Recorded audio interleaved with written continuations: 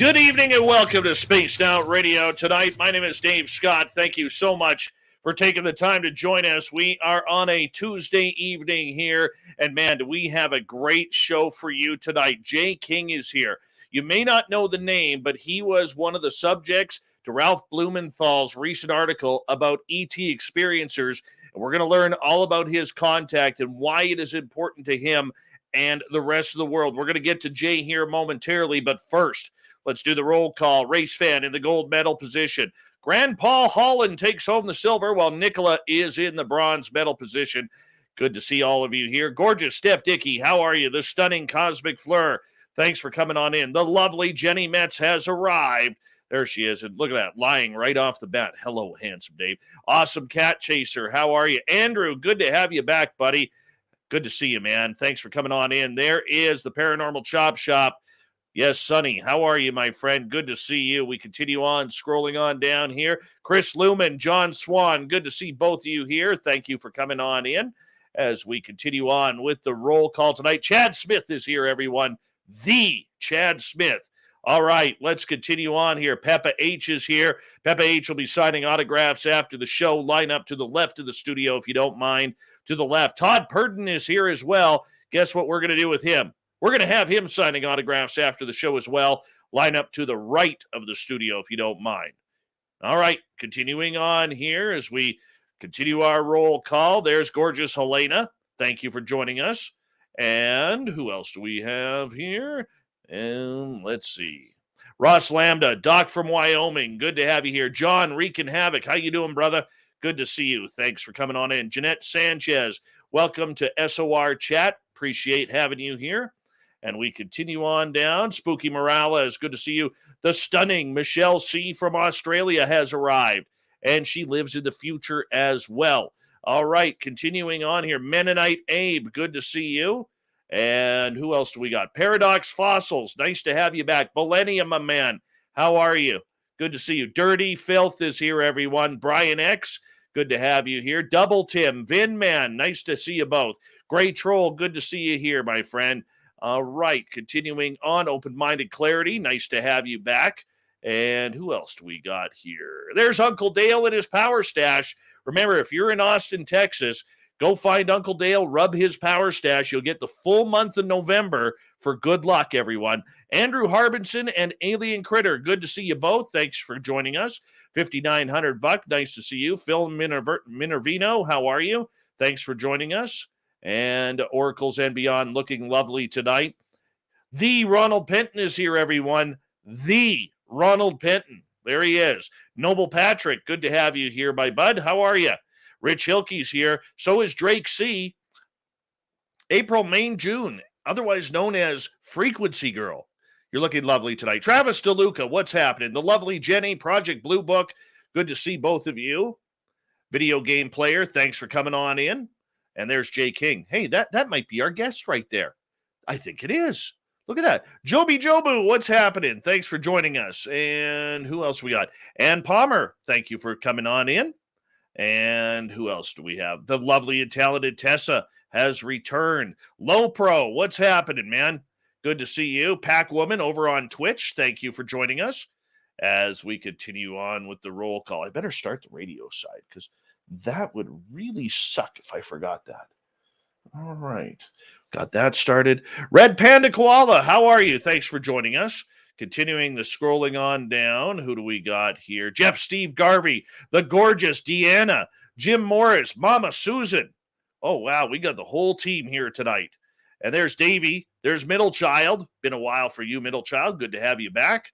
And who else? Luscious Jules, nice to see you. We are caught up. Remember, everyone, a great way to support what we do is to hit that subscribe button, ring that bell, and of course, the super chat is open. It's a great way to support what we do on a nightly basis here. Hi, Excalibur, how are you, man? Thank you for joining us. Also, if you haven't already, follow us on social media at Spaced Out Radio on Twitter, at Spaced Out Radio Show on Instagram. Jay King is our guest tonight. We are 8 seconds away from rocking this thing out. Gorgeous Jennifer P., nice to see you. Everyone, get your horns up. Let's rock.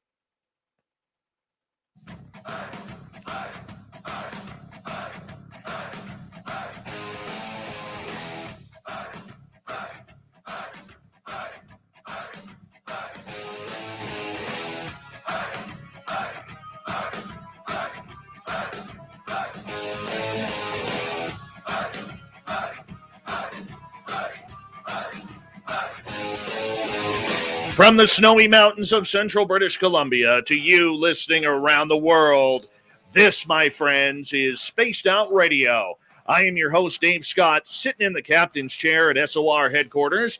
We welcome you to tonight's show on our terrestrial affiliates around North America, digitally on TalkStream Live, Revolution Radio, and it's our 1-year anniversary on KPNL. All of our archives are free. Go to youtube.com/Spaced Out Radio. Just do me the favor, hit that subscribe button. You can follow us on Twitter at Spaced Out Radio and on Instagram, Spaced Out Radio Show. Our website is spacedoutradio.com. We have a plethora of features for you, including rocking out to Bumblefoot and reading up on Captain Shirk's SOR Newswire. Check out our swag as well. Tonight's show is brought to you by Chive Charities. Help make the world 10% happier by visiting Chive Charities today. You can find them on our website.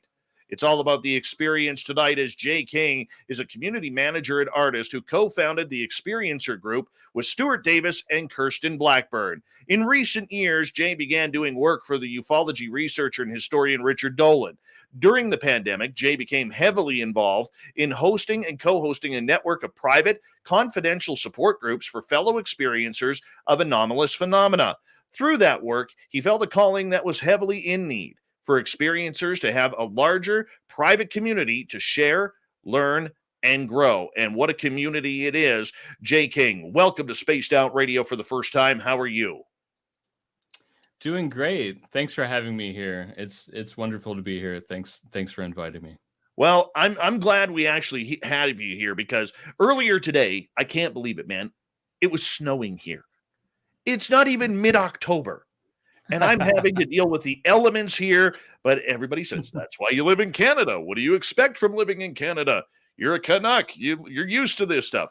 I had to put socks on today, my friend. It was terrible. Terrible. Yeah, it's that time of year when it goes from flip-flops into socks and layers. No. And I'm out here in coastal New Jersey, and it's similar, like the gusty winds and everything like that. But it's great to be here tonight. Well, we're glad you're here, because I don't know how familiar you are with our show. I know I've seen you in the chat room before, checking us out, wondering what we're all about. But I can tell you this, we are a land of experiencers here. And we are somebody who really looks to hear the story, because in the end, I'm a firm believer and we'll get into this deeper later on in the show, but I'm a firm believer that us experiencers of the unknown are the ones who deep down psychologically actually hold the answers that everyone is looking for, whether it's UFOs, Sasquatch, ghosts, whatever it is. I'm a firm believer in that, my friend.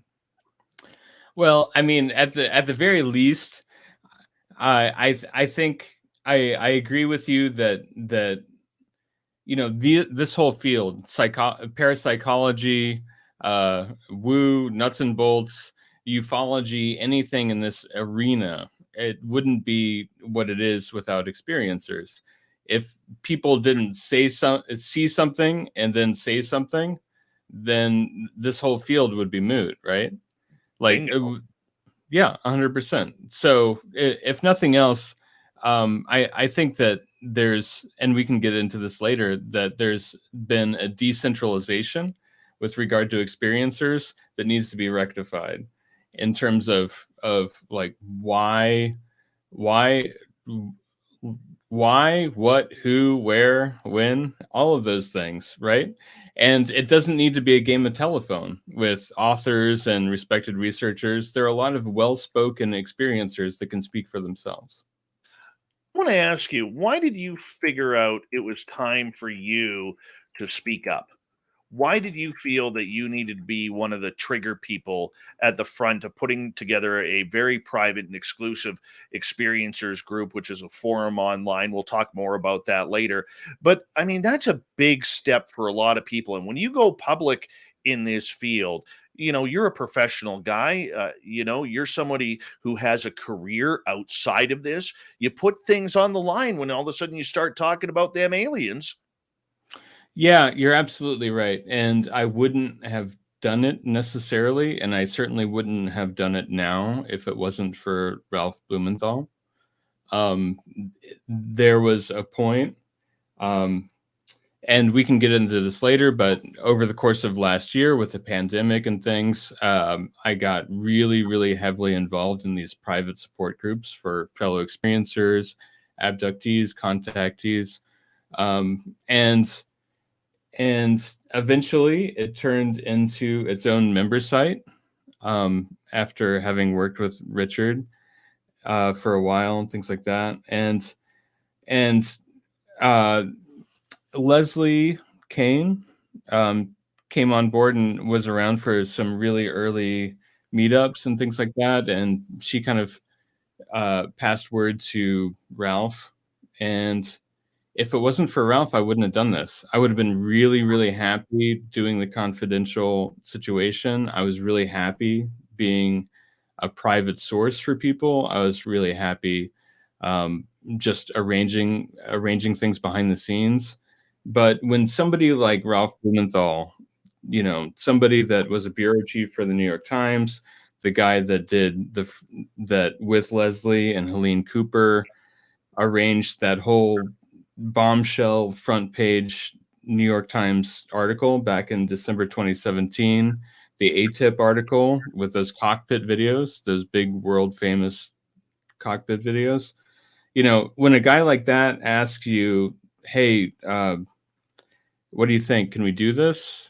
It makes you think twice, and so that's why I did this. If it wasn't for him, and if it wasn't for what he kind of believed about my case and the other cases in that article, and what he believes with regard to that biography that he did on John Mack that he worked for 16 years on, like he really believes in what we're doing. He really believes in what John Mack was doing. He's there, right?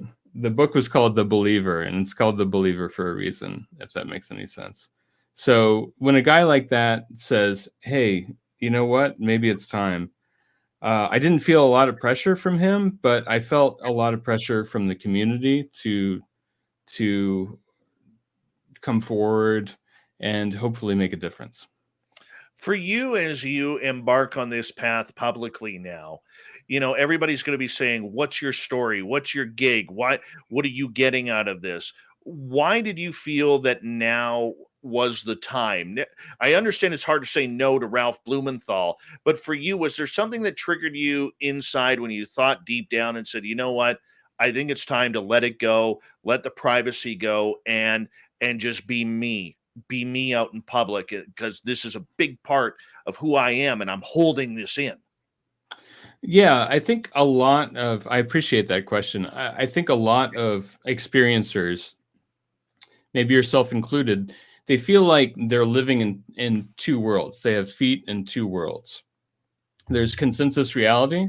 There's the world that when they go to the grocery store, when they go to their day job, when they go hang out with their third cousins or whatever, that version of reality, the version of reality that you read about in the newspaper.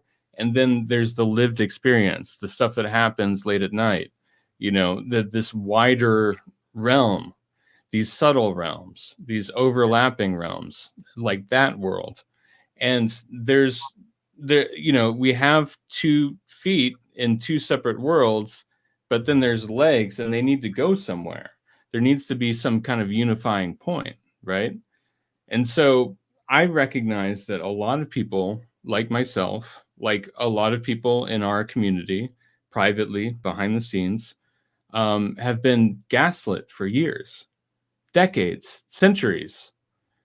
People have been hospitalized, people have been over-medicated, people have committed suicide over things like this, over just reporting what they knew to be their lived experience. They spoke out because they felt vulnerable, and they spoke those vulnerable truths to other people, and they got a lot of heat for it, right? And there's a point where that just really needs to stop. There's going to be a period of time where that still exists, but we need to get to a point where we can at least reach out to the people around us, our loved ones, you know, you don't have to believe me, but if you can look around you, look at your brothers and sisters, your spouses, your loved ones, and say, hey, you know, maybe Aunt Kathy did see a ghost. You know, if we can grow it up that way organically, then maybe we can get to a better place with all this. So I know it's only been a couple of weeks since that article came out, but what reaction have you received personally from people both inside and outside of your own personal circle? So far, it's been really good. You know, knock on wood, or at least whatever this plywood desk is that I'm knocking right now. But it's been overall kind of pretty positive. It's been more positive than I thought. I think that I was aided in that I deactivated my Facebook the night before the the news went public, before Ralph's article went public. So there was that. You know, I felt like I didn't need my 8th grade Spanish teacher to know about this. You know, I didn't need that to be kind of a nexus point. But because of places like the Experiencer Group, places like having these kind of private areas to go and speak, it became easier because I could be like present day Jay 24/7, and that helped a lot. So, you know, there were some people on Twitter, you know, like, oh, this is a psyop or whatever. Um, you know, it's so funny being the age I'm at and having followed this community and followed ufology for decades, just because I was trying to figure what the heck was going on with my life, you know?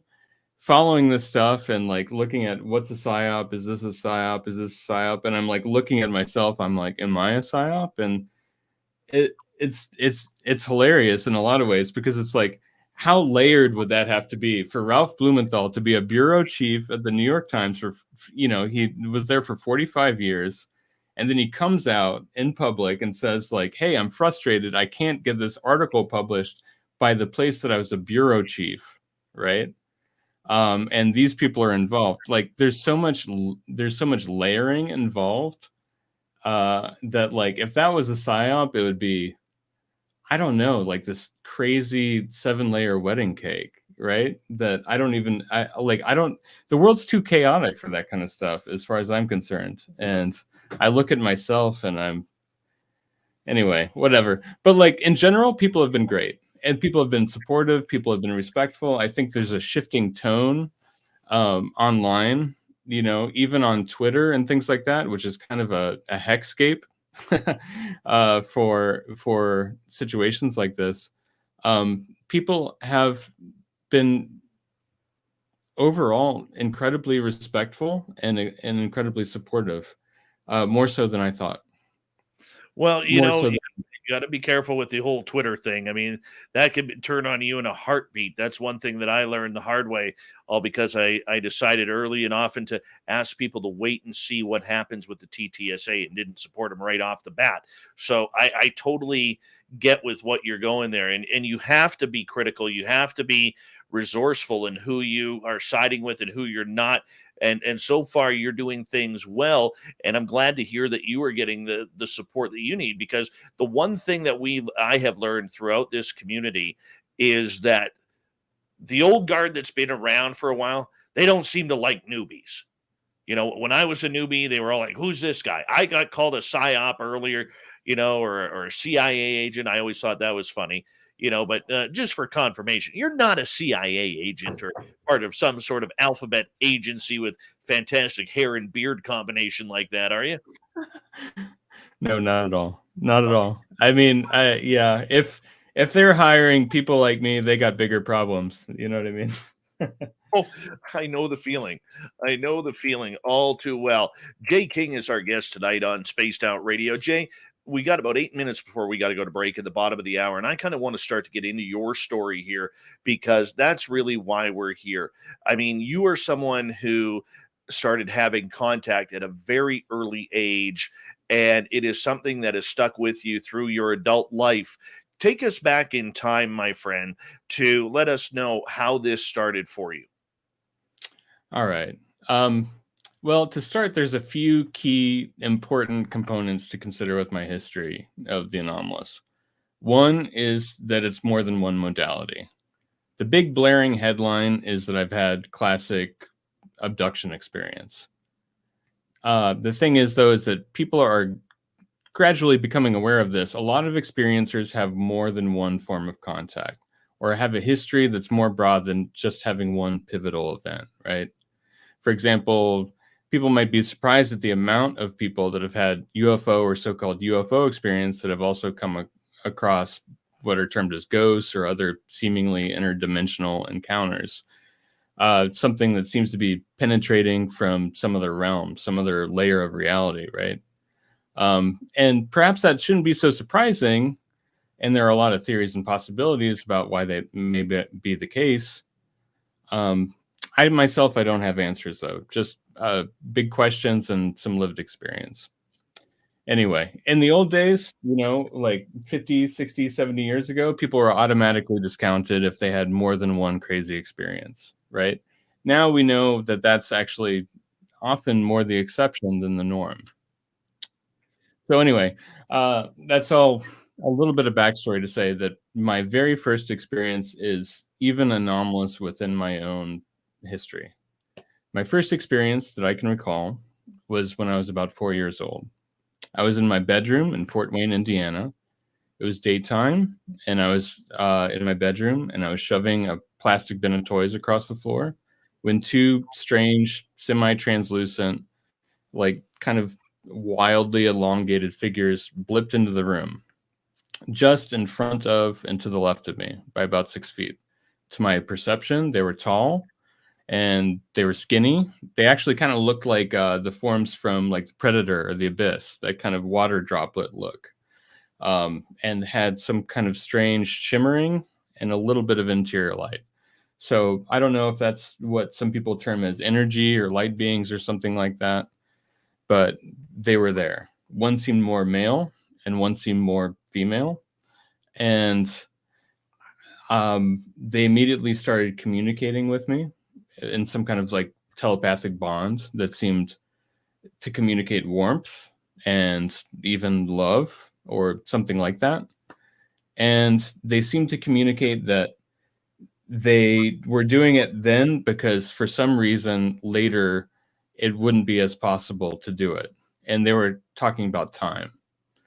And, I was a 4-year-old kid or something, and I was 3 or 4 years old, and I was just like, okay, like I didn't know what to think about this. So after about a minute, there was like some other kind of energy transference that happened, and then they just blipped out after about a minute. And the thing is I still to this day I have no idea who those beings were, no clue whatsoever. And I don't know why they were there. I don't know why then. I don't know if they had any connection to me in some grander scheme or anything like that. I don't pretend to have any answers that way.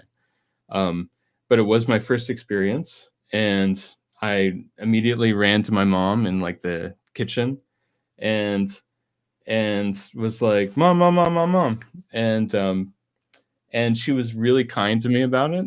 And she started talking to me about how imaginary friends exist, right? And so immediately I knew that there was some kind of schism in some way between what was happening and the way that it was perceived. But even with my very next contact experience and hers, we had a shared experience after this, and it kind of bridged the gap. So yeah. At least you had that support system of your mom. A lot of Oh, people a lot of people don't have that. And I mean granted, she said right off the bat that you have imaginary friends, but then the experience you had with your mom, I mean, how did that change everything? well, my mom is, according to me, a saint, and we've had shared experiences over decades, on and off, and it has been an enormous help. And for any other experiencers out there, that the second that anybody else shares an experience with you, it is such a forgive the parlance, but a godsend, whether or not you believe in God, because it is so difficult out there feeling by yourself about this kind of stuff. So when you share an experience like this, it becomes this deeply meaningful situation. So the very next experience that I had was when I was about 6 years old, and we moved into a haunted house in Mishawaka, Indiana. My mom, my dad, my little sister, and I. And I don't know where we are with your next break, but I can go into that now, or I can go into it after. 2 minutes. Okay. So basically the deal is that we moved to Mishawaka, Indiana. Like the very first night, we got in really late. It was this big, old, huge, to me at this age, I was about 6 at this point, house, and it was right across from the St. Joseph's River, for anybody that knows that area. And the movers used hand carts to get out my dad, who is an engineer, get out all of his old kind of engineering manuals and books and stuff like this, all these old book boxes, and they stacked them up, and they dragged them with a hand cart down into the basement and just left them there as pillars. And those book boxes were like pinning in our beds. So then we got out our beds and we slept that night. In the morning, I woke up and there was commotion downstairs.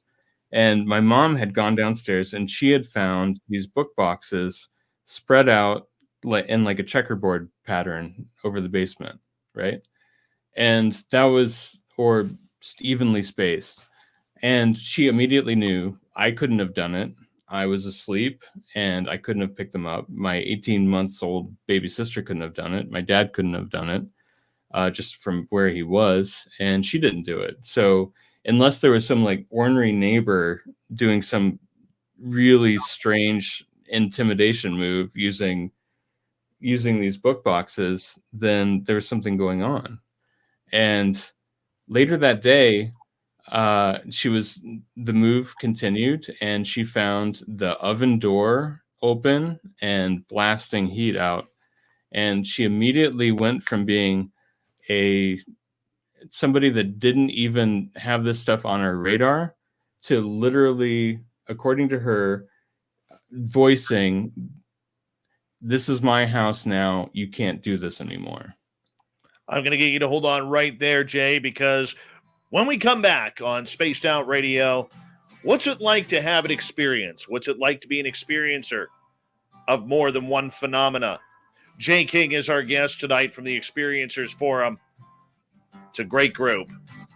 Let's talk it up. It's not a subject in the closet anymore. We're experiencers.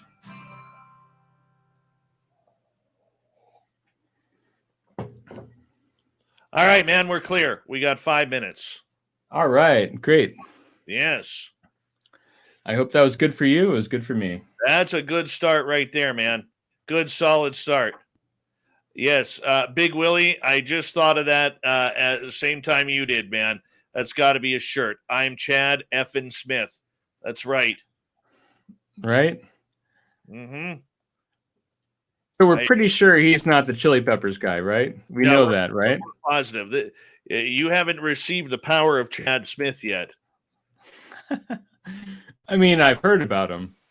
Even this Chad Smith I've heard about. Yeah. But, yeah. Yeah, it's it's a hard power for one man to have, and he does a good job of it. It's admirable. Totally admirable. Has anybody sent him any drumsticks or anything like that? No, but he does. There are a couple of T-shirts between us and UFO Garage that is promoting the hell out of Chad Smith. All right. Well, I'm not going to feel too bad then. Yeah, he only signs in gold Sharpie now. Only signs in gold Sharpie. That's what we got with him. Yeah. Wow, that was a quick transition then. Hey, sometimes it's like winning the lottery, man. It's true. It's like winning the lottery. Sometimes you can be Chad Smith, and otherwise you're just out the door. Oh, man. So we got like 3 minutes left? Yeah, about 3.5, 4, somewhere in there. Right on. So do you just want to keep going chronologically?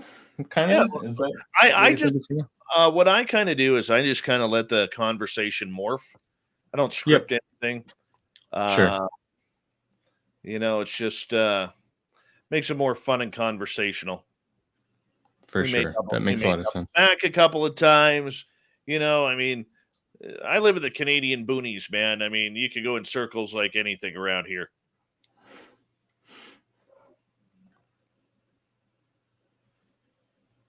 As long as you're having fun, that's the main thing. Oh my gosh, I'm having a blast. It's great to be here with you. And thanks for the call earlier. That was really nice. Oh, no worries, man. No worries. It's what we like to do here.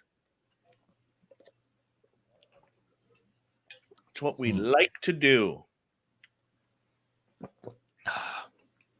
For anybody that's overhearing us on YouTube, hello. Great to see you. Thanks for joining us tonight. They're good people in there. They are. I've noticed. I can't out anybody from the experiencer group that are there, but I know that there are a few, and I appreciate them showing up, and I appreciate everybody else showing up as well.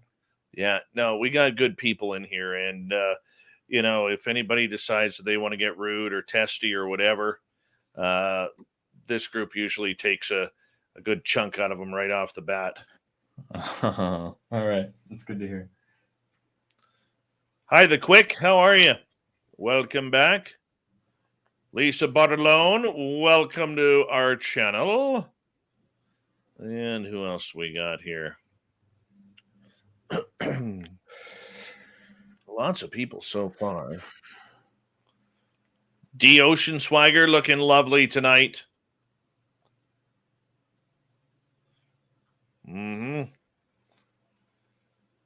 I didn't see any bears the last time I went in the forest. Nope. Try and get out there this weekend. Jose, what's happening, buddy? The lovely and talented Tracy Benna has returned.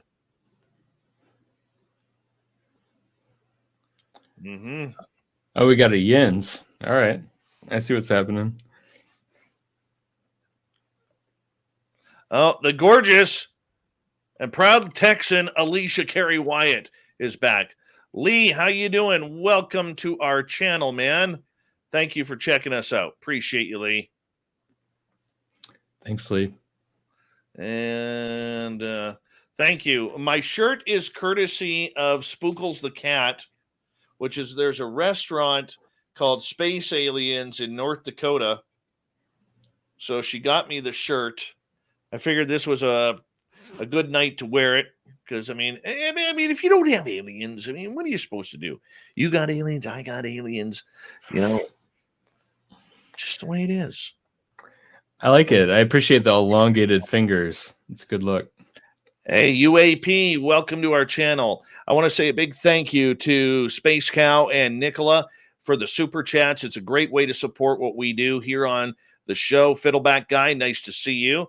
And remember, hit that subscribe button, ring that bell if you're new. Hi, Mr. Moocher. Here we go.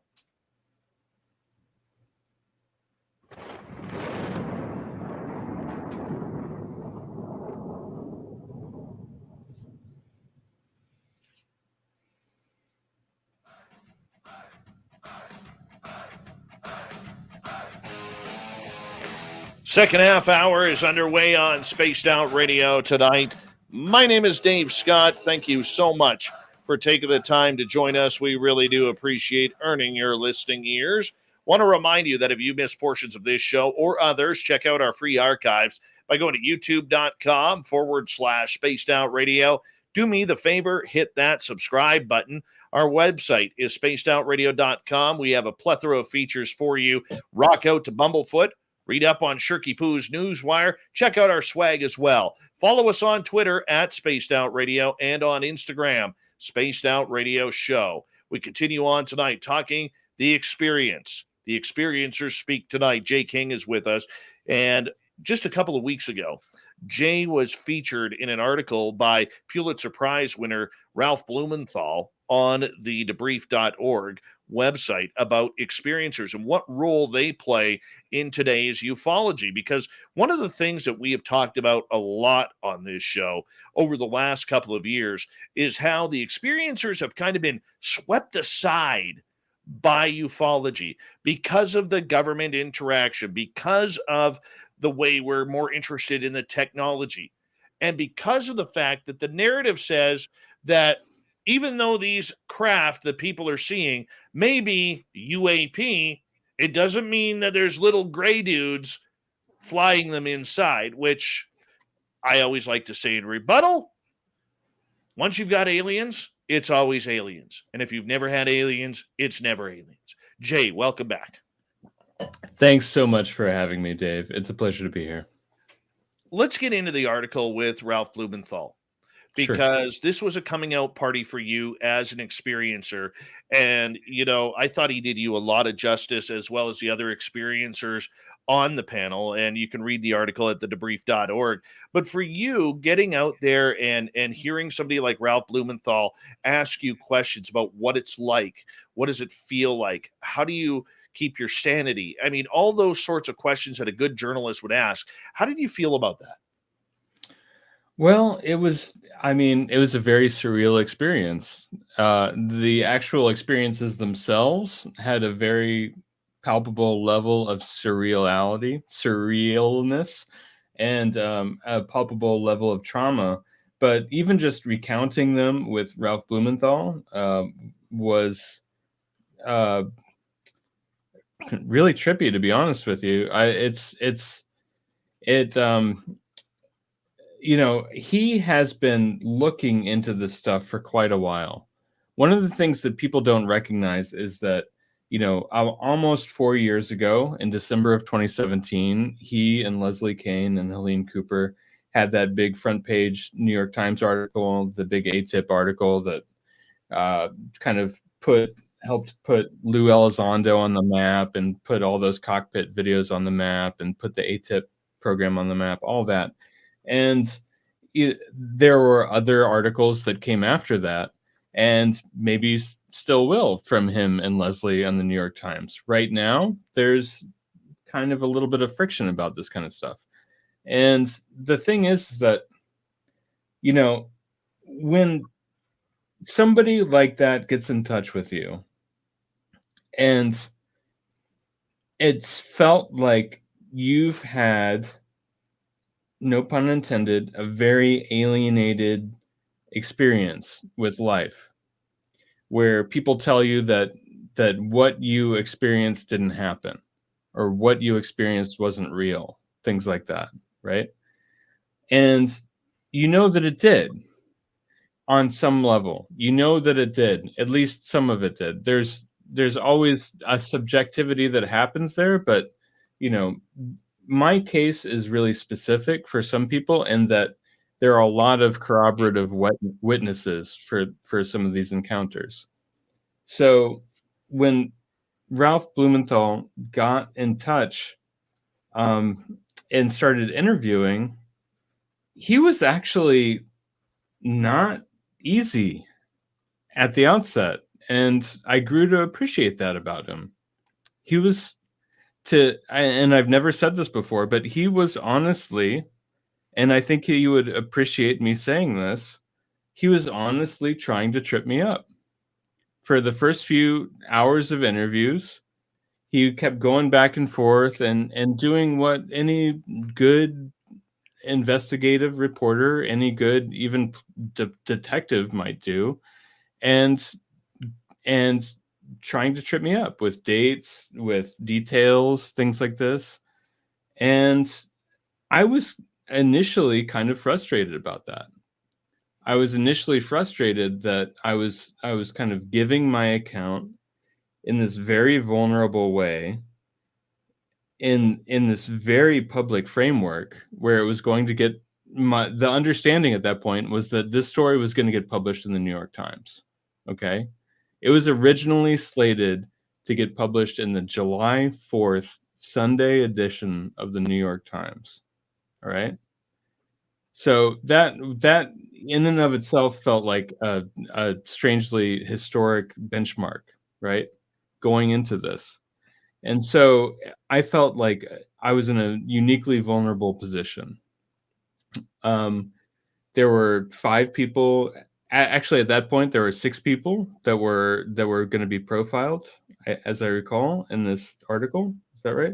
Or 5 people profiled in this article, and one person dropped out, and for their own reasons that I won't go into. But I grew to appreciate that Ralph really kind of like initially dragged me through the coals a little bit and did what he would normally do with somebody that he might be suspicious of, or the public might be suspicious of. But we grew to appreciate each other in a unique way, I think. I don't want to mischaracterize Ralph, but I think that No, as a journalist myself, I would say he was being professional. Absolutely. And when a guy like he's written books on the mob, like his Pulitzer was for the first World Trade Center attack back in 1993. Like, this is a guy that's been around the block. He worked for the Times for 45 years. He was a bureau chief. That's not his only award. He's got a lot, and so when somebody like that, especially with his track record with ufology and everything like that, when he comes at you, then it makes you pay attention, and it's a unique and humbling experience. I'll tell you that for sure. For sure. Now, the fact that this story didn't get into the New York Times, but it ended up going online, I think still carried a lot of weight because of Ralph's, pedigree that he has with anything he writes. When you were chatting with him, did he feel like he was truly interested in learning about the phenomena, or was he very direct with his approach in trying to figure out if this experience or crap is real? He seemed like, and again, I don't want to put words in Ralph's mouth. He has plenty of words and plenty of brain power himself. I don't need to do that. But he, at that point, I later learned, had been working on his John Mack book. He recently wrote this biography on John Mack called The Believer, right? I have it right here. And he worked on that book for 16 years. And he had access to John Mack's archives for almost all of that time. And so he had all this minutia. He had all these notes from that John used to kind of suss out experiencers, right? And so there were little details that Ralph later talked to me about that were like, oh yeah, that was one thing that was kind of like in the list. And I won't enumerate them, but it appeared it came very clear to me very early on that Ralph Blumenthal, and a lot of people don't know this, the reason that he and Leslie know each other is because of alien abduction experiencers. Leslie Kane was Bud Hopkins' partner, right, or companion for years before Bud died. And of course, Bud Hopkins was a pioneering alien abduction researcher and ufologist in general. Wrote classic books like Missing Time, which is one of the best books in the genre, even now.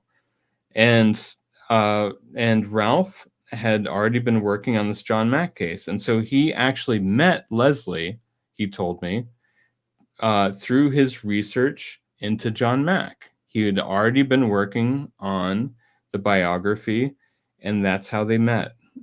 Because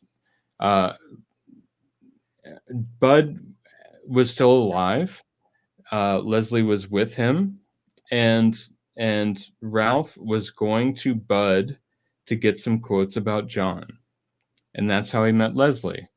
And so this whole history, the whole ATIP article, this whole series of articles with the New York Times, it all came about because of Leslie and Ralph bonding over people like John Mack and Bud Hopkins, which is something that a lot of ufology, a lot of the names in ufology don't appreciate. Leslie Kean, though, does have a weird history with this, from Bud Hopkins to her ties to not only Robert Bigelow, but a number of different, major players in UFOs, not only as a journalist, but helping set up other areas of the phenomena and as well. I mean, I would love to pick her brain. I just would love to pick her brain because she has her fingers in everything. It's like ufology is this giant ball of cookie dough, and Leslie King's fingers are all over it. So, I mean, it would be very interesting to see what she hasn't printed compared to what she has. That's for sure. But I want to ask you, as we continue on here with this, let's get into the experiencers, because technically that's kind of why you're here to talk about this. So we might as well talk about it. In your estimation, what is an experiencer? Because mine, just so you know, I don't consider somebody who sees a little dot in the sky flying and maybe does a quick turn to the left as a full-on experiencer. I see them as, somebody who has had a sighting, but not an experiencer. So what's your definition? I tend to use a similar definition that John Mack did. And I figure, if he came at this being the well-regarded psychiatrist that he was, that went into this for so many years, that he must have had some insight, and he did. And as far as I understand it, his gauge was largely based along the idea of ontological shock, right? The idea of having an experience that's so weird that you experience a form of trauma or a shift, realizing that consensus reality, or the reality that you live in, is not quite what people have told you. And it happening through something that seems paranormal and deeply strange. These kinds of high strangeness, high weirdness events.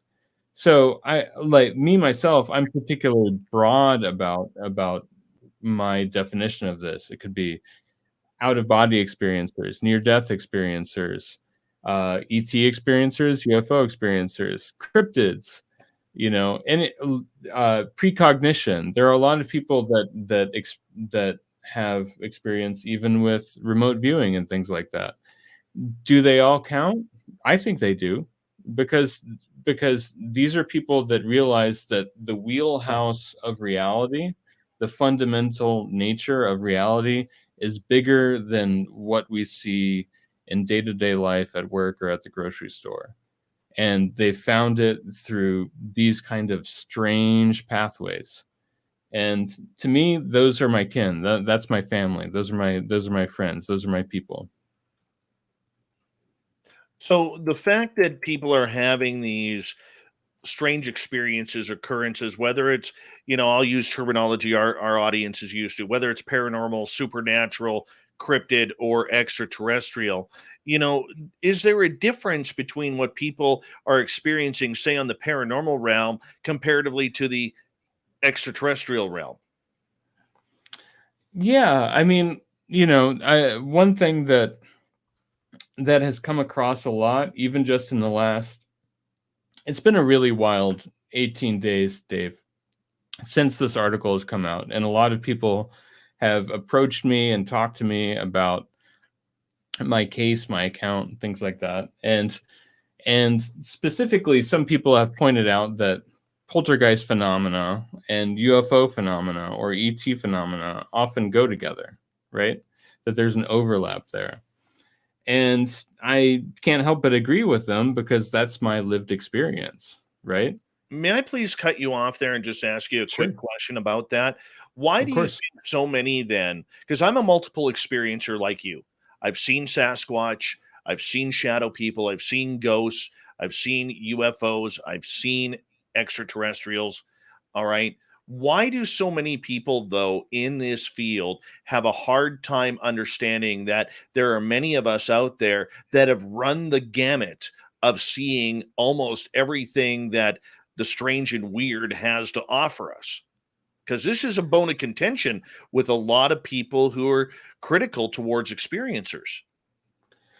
Yeah, I agree with you. That's definitely the case. And I think partly what it comes down to is that there are some people, and again, like I don't have answers. I just have hypotheses. I That's fine. have lived experience.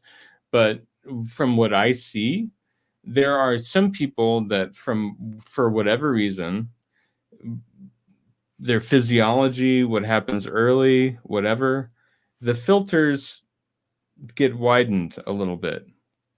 And there's a lot of theories about why that may be the case, right? Because, say, imagine this, right?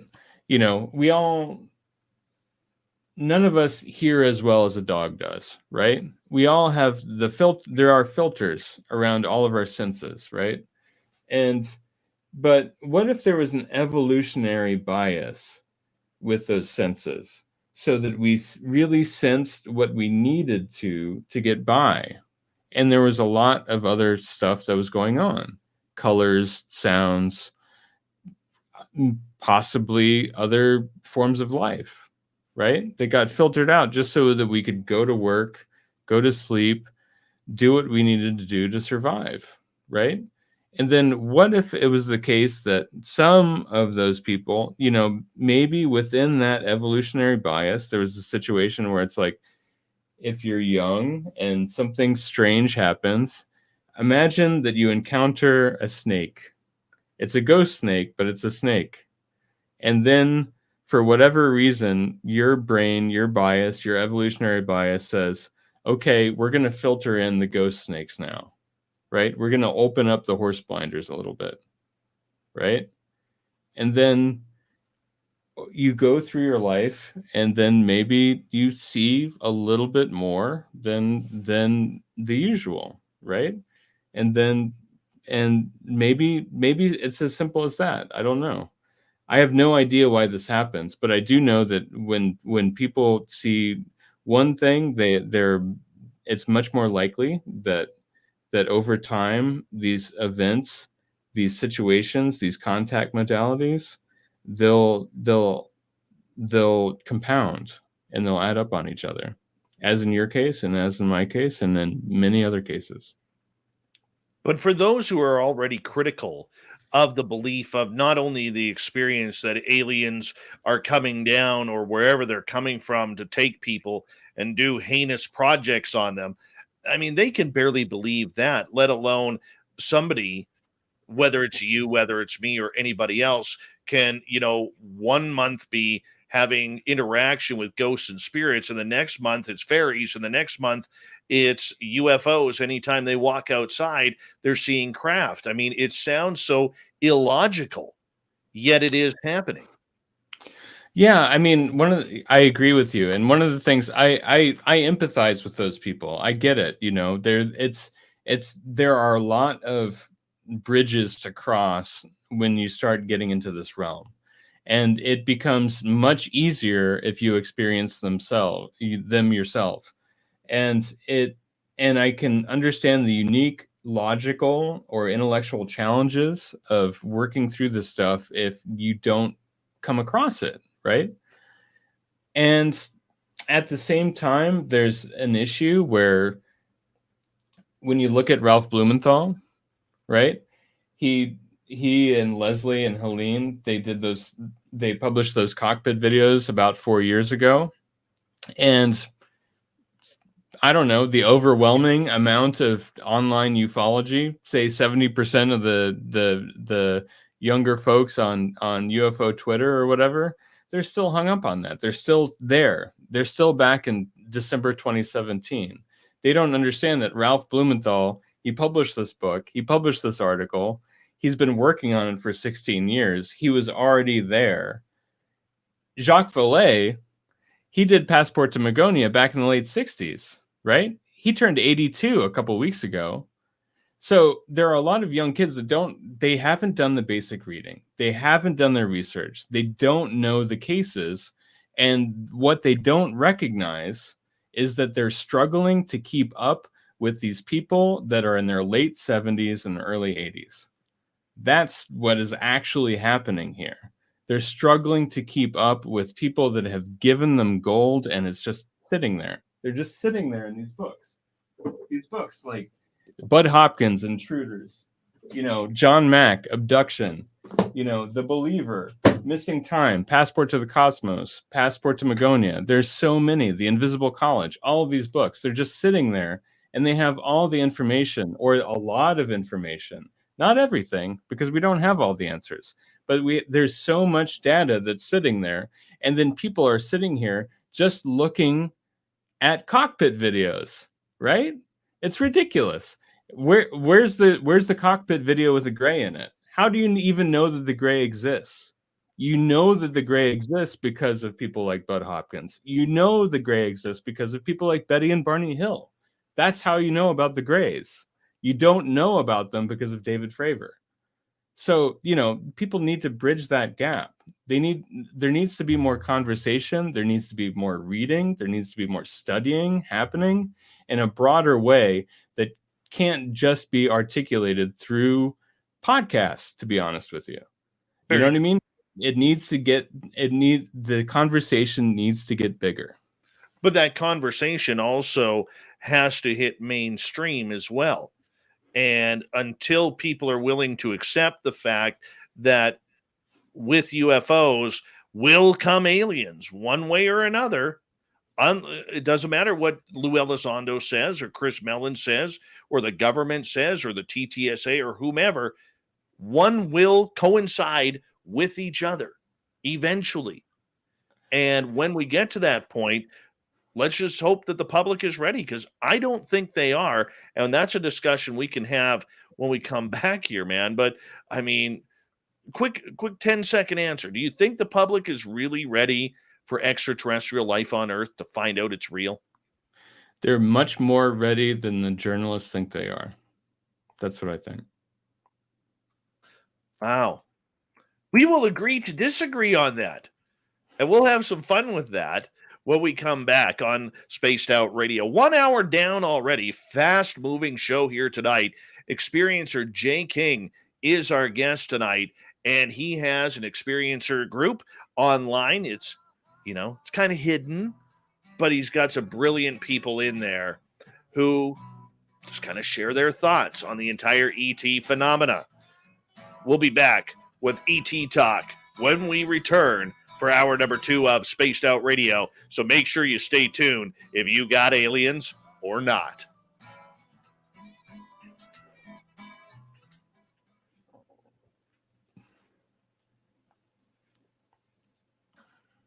All right, my friend, we got 6 minutes. All right. So, we got some time here.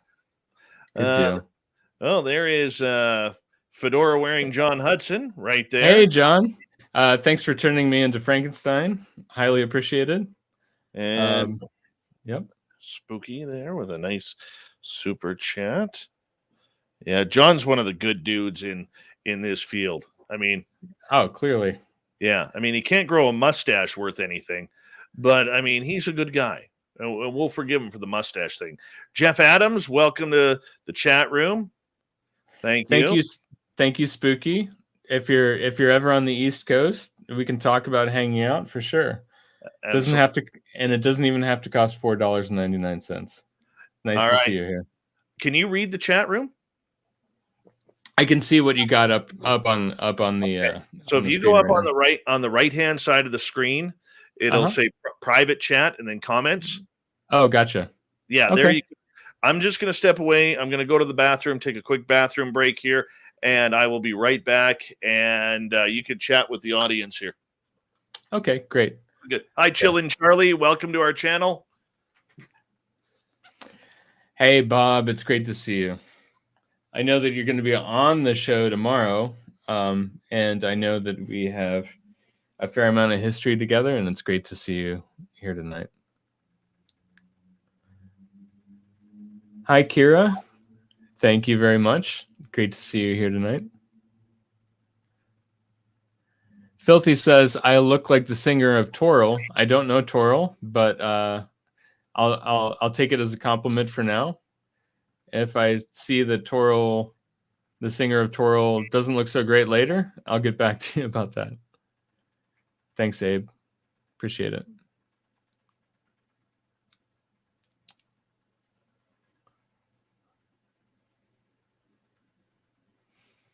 Hey, Chad Smith. You know, even though you're not the drummer for the Red Hot Chili Peppers, I appreciate you for who you are.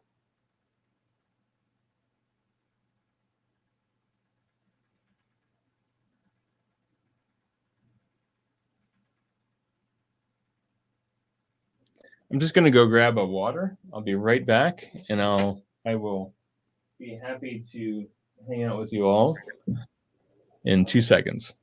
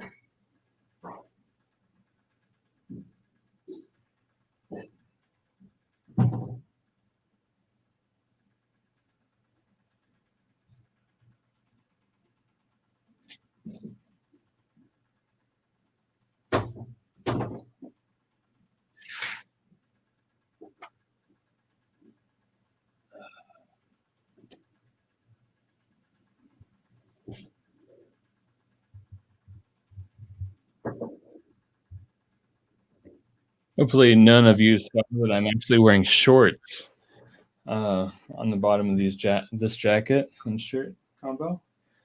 And if you did, hopefully that'll stay between us.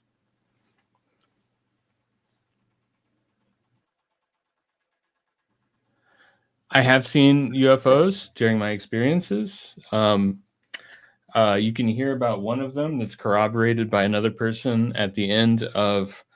I did a podcast anonymously through a podcast that Stuart Davis does that's amazing called Aliens and Artists. I did that in January. We actually shot it in September and it was published in January. It was published anonymously. It's under Anonymous Experiencer 1, and you can hear about that. But you can hear a little bit about my sighting of UFO craft there, just between us. Hey, Dave. Hey, how you doing, buddy? Doing pretty good. How are you doing? Good. You having fun with the audience here or what? Oh, man, absolutely. Mm-hmm. They're great. They're pretty awesome. They're pretty awesome. Thank you, Kirsten Blackburn, for that wonderful super chat. Really appreciate your support of SOR. Thank you. And also thank you to Spooky, to Science Bob, Patrick, Alicia, Space Cow, and Nicola. It's a great way to support what we do on this show on a nightly basis. So much love to each and every one of you. And thank you to all the veterans out there who are tuning us in. And if you're listening for the first time, thank you so much. I just want to remind you guys, we are a live radio show, which is why we take commercial breaks at the top and bottom of the hour. We're not an ordinary podcast, so to speak. So that's why you're kind of hearing the behind the scenes stuff here on YouTube and Twitch and our podcast Spreaker. So it's a little bit different, but you get the real good stuff during outside of the breaks. Welcome, Kaiju. How are you, buddy?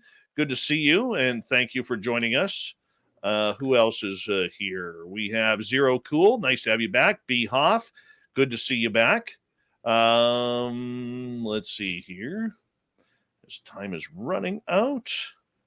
Oh, we got I just go want to point out that Kirsten Blackburn, who's on screen right now, is one of my co-founders of the Experiencer group, along with Stuart Davis. And hold on one sec, buddy. Follow of course on Twitter at Spaced Out Radio and on Facebook, Spaced Out Radio Show. Hour number 2 of Spaced Out Radio is now underway. My name is Dave Scott. Thank you so much for taking the time to join us. We really do appreciate earning your listening ears wherever you are on this beautiful planet we call Earth. Want to remind you that if you missed portions of this show or others, check out our free archives by going to youtube.com/Spaced Out Radio. Do us the favor, hit that subscribe button. And of course, we want to say hello to everyone listening in on our terrestrial affiliates around North America, digitally on TalkStream Live, Revolution Radio, and it's our 1-year anniversary on KPNL. The Desert Clam has set the password for tonight in the SOR Space Travelers Club, Oclophobia.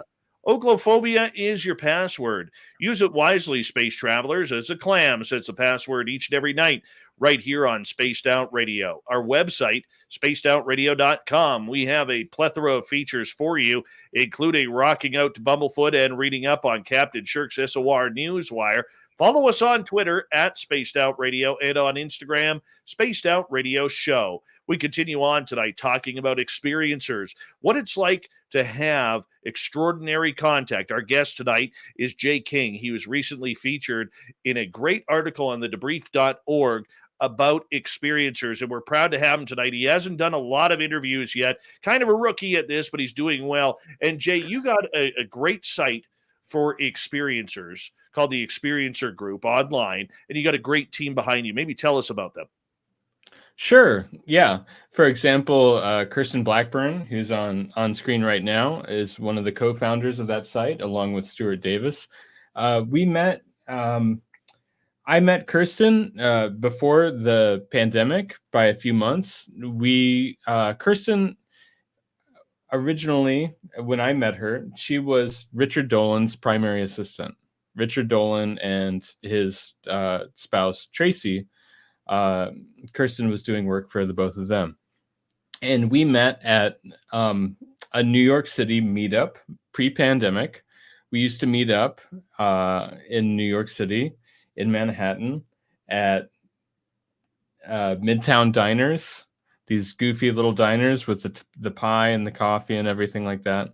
And so the first time that I met Kirsten face to face, we got together in one of these ufology meetups based around Richard Dolan's member site, richarddolanmembers.com. And there was about 6 or 8 of us.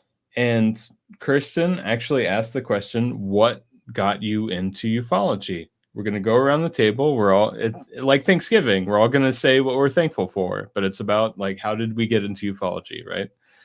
And I was the last to go. And I was vibrating. My hands were shaking under the table. My feet were shaking under the table. And I was thinking to myself, am I going to say the truth? Am I going to say that I'm an experiencer? And that's, of course, why I got into this. I want to research why this stuff has been happening to me. Why does this happen in general? And so it eventually got around to me, and I just blurted out in some kind of anxiety-fueled experiment. I just kind of blurted it out. And I was thinking to myself, I'm 40 years old, and it doesn't feel very healthy to keep all this inside. It actually really feels like it makes people sick to keep secrets like that inside. So I was thinking this, and I just blurted it out. And if anybody's going to understand me, it's going to be these people, including Kirsten. And she did. And the whole table did. And at the very least, they were really sweet about it. And so that was the first time that I met Kirsten, and it really bonded us together. And as the pandemic curtain kind of descended several months later, she grabbed me. Richard needed more help with the site and things like that. And so I started working with her on what Richard Dolan needed with his site and with his research and things like this. And we started, I proposed with her, with Kirsten, doing these experiencer groups, doing private support groups via Zoom, where people could meet up and talk about these situations, because it seemed like there was this crazy sandwich happening where on the one side, from outside, there are a lot of experiencers involved in ufology, kind of behind the scenes, being really quiet. They were being pushed down, as everybody had been, with this lockdown, work from home kind of scenario. And then from the other side, having to be quiet about these wild things that had happened to them, right? And this kind of situation was happening to everybody. Like at that point, everybody was being pushed at all ends. But we started doing these meetup groups, and there was just this really unique energy that happened over the course of last year. And they grew and they grew and they grew, and more people were getting involved and hearing about them behind the scenes. And so we had these private groups happening, and it felt like, oh my gosh, we needed to have a group happening every day because of how many experiencers were kind of coming out of the woodwork privately behind the scenes to join this conversation. Maybe partially because we were all making lemonade out of lemons, you know? We were all stuck at home. We were doing what we could. But that was the very beginning of what became the Experiencer Group. And I'm so happy that it exists. It's a really unique, wonderful community. I'm really humbled to be such a part of it. But it's really everybody that's there. If it wasn't for the unique, thoughtful, smart, really brilliant and kind people that exist in that community, it wouldn't have the reputation that it already does. With everybody who's an experiencer, everybody's experiencer is different. Very rarely will you have two people who have the same experience happen to them. They may be similar in many ways, but this phenomena, whatever it is, really seems to individualize the experience per person. Have you noticed that in your group as well? Yeah, I mean, there have been almost 1,000 people that have come through the Experiencer Group at this point, and we only even went into a private invite-only beta stage in February. So this is a really new thing, right? But even just in that 1,000 people, there have been a lot of patterns that you see, situations that develop. And at the same time, there's a uniqueness. There's a situation where it feels like, in some ways, maybe, that some of these entities find a pattern of mutual enactment, as somebody like Sean Esbjorn Hargens would say. There's an area where that kind of telepathy, that kind of bond, these kind of interactions, where they meet you in your uniqueness. And a lot of people can't wrap their head around it, but it seems to be not only about the phenomenon, but about communication. And a lot of us think that that's really interesting and beautiful, and sometimes traumatic. The fact that some people out there have just the most beautiful experiences with these entities, and I'm sticking with extraterrestrials here for a moment, Sure. and yet others have these absolutely horror film type nightmare scenarios happen. How do you define the two, where some people will say, look, I believe the aliens are of peace, love, and light, and they're really guiding us to the future. I've got beautiful downloads of energy and spirit and all sorts of interesting phenomena happening around my house on a daily basis.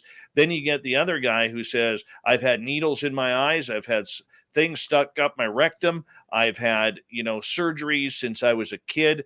I'm tired of this. I can't sleep. I can't hold down a job. This is affecting everything that I do. And I'm suicidal, but I don't want to do that road, but I just can't handle this anymore. I mean, those are two way different causes of experience here. So how do you define the two, with the people who are having something positive happen and those who are having something very negative happen? Well, I think that you're absolutely right. There's a broad range of experience that people encounter, and one of the unique challenges and something that really opens your mind is looking at it all and taking it all seriously. There's a pattern with some people where they want to run towards the trauma, or they want to run towards the stuff that is all good. And I think that it's important to recognize that maybe there's room for all of that in the universe or the multiverse or whatever kind of verse we're dealing with, right? I live in a condo building, okay? There's 100 units in my building. There's 10 on this floor, right? And I would sound ridiculous if I were to say that any one unit in here was completely populated by all good or all bad people, that they were evil or that they were brilliant, beautiful saints or something like that. I would sound like maybe a simple-minded person. I would that if I were to characterize people like that. Well, maybe, just maybe, they're within this realm or within these many realms, there is a similarly broad range of personalities, motivations, and types of beings that have their own lives. They have their own interiority. They have their own goals. And maybe some of them seem terrible but aren't. Maybe some of them seem terrible and are. Maybe some of them are great, and maybe, like a lot of us, maybe some of those beings have a lot of complex personality traits that add up in a way that's not easily navigable by somebody else.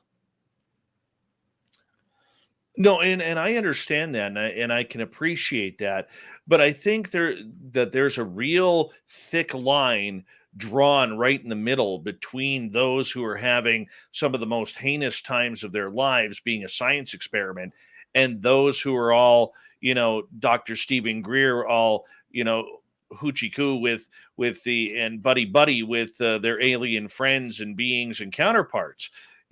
So I mean, how about, let's look at yourself here for a second. Have you yourself run the gamut with the good and bad? How has it been drawn out for you? I certainly have. I've had a lot of classic abduction experience that felt very unwelcome for many, many years. And I completely allow for that. And I want to say that out front. There have been many situations and over many years where I was absolutely, completely terrified by what was happening, where I didn't sleep with the lights on, or I didn't sleep with the lights off for my 20s, a lot of my 30s. I would stay up until dawn or as close to it as I could because of things that had happened to me, right? So I understand, and I deeply, deeply find myself in comportment with people that only find trauma and negative situations here. But I have had other experiences as well. And I do recognize, for myself anyway, that as I've gotten older, that I have less traumatic experience and I have more positive experience. And I don't know whether that's through my own personal development. I don't know whether that's happenstance or chance or luck. I don't know why that is, but it allows me the unique position that other people are afforded as well, where I can understand, quote unquote, both sides, or I can understand a breadth that happens here. And I think that one of the things that we try to do on within the experiencer group, and that I've tried to do within my own personal growth, is to try to move through and process that trauma and try to use it to get to a better place with my understanding of how I could treat other people, or how other people treat me, how I view the world. And I think that a lot of other people can do that as well. And in that way, it doesn't mean that it's all hugs and high fives and cosmic high fives, but there is room to grow even in the worst situations, without discounting the deep trauma and fear that happens in situations that don't feel like they involve any free will or agency. Do you think then that the extraterrestrials, whether they are doing scientific experiments on us or whether they're trying to enlighten us, do you believe that they know what they are actually doing with us? Because in reality, they are treating wild animals and insects and mammals much the way we do, or pardon me, they're treating us much the way we would to do scientific study on mammals, animals, or any type of fish or any other sort of breathing object on this planet.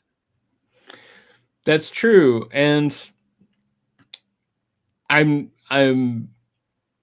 think that there are a lot of people that wonder whether these other beings feel the need to adapt to similar rules or characteristics of what we're doing. And if that's the case, then they're absolutely abiding by our own rules, because look at how we treat even our own pets, right? Or how do we treat our environment? How do we treat other animals? Things like that. And it's often not great. Some of us treat all these animals super well, and some of us don't, right? So I think that there's a level of subjectivity, and that there's a level of translation that's happening. And I try to keep an open mind. I try to keep an open mind because in some ways, because of the experience that I've had, I recognize the deep ontological difference, the very, very different way, even just having a hint of the very, very different way that these beings live, the very different way that these beings communicate or exist, and recognizing that they might just be trying to hit us on our level, and trying to keep an open mind about what that means. And recognizing that I've had trauma from some of those beings, and I've also had trauma from regular life as well. So in that way, sometimes maybe the beings aren't so different. What hurts more, though? The human life or the fact that the experience you have zero control over? Because here's the thing, in human life, you have somewhat control of what is going on. Yeah, I mean, sometimes as an experiencer, as I'm sure you're aware, it feels like a crap sandwich, right? It feels like on both sides you're just getting hit by a bunch of crud, and that whether you're dealing with day-to-day life, or whether you're dealing with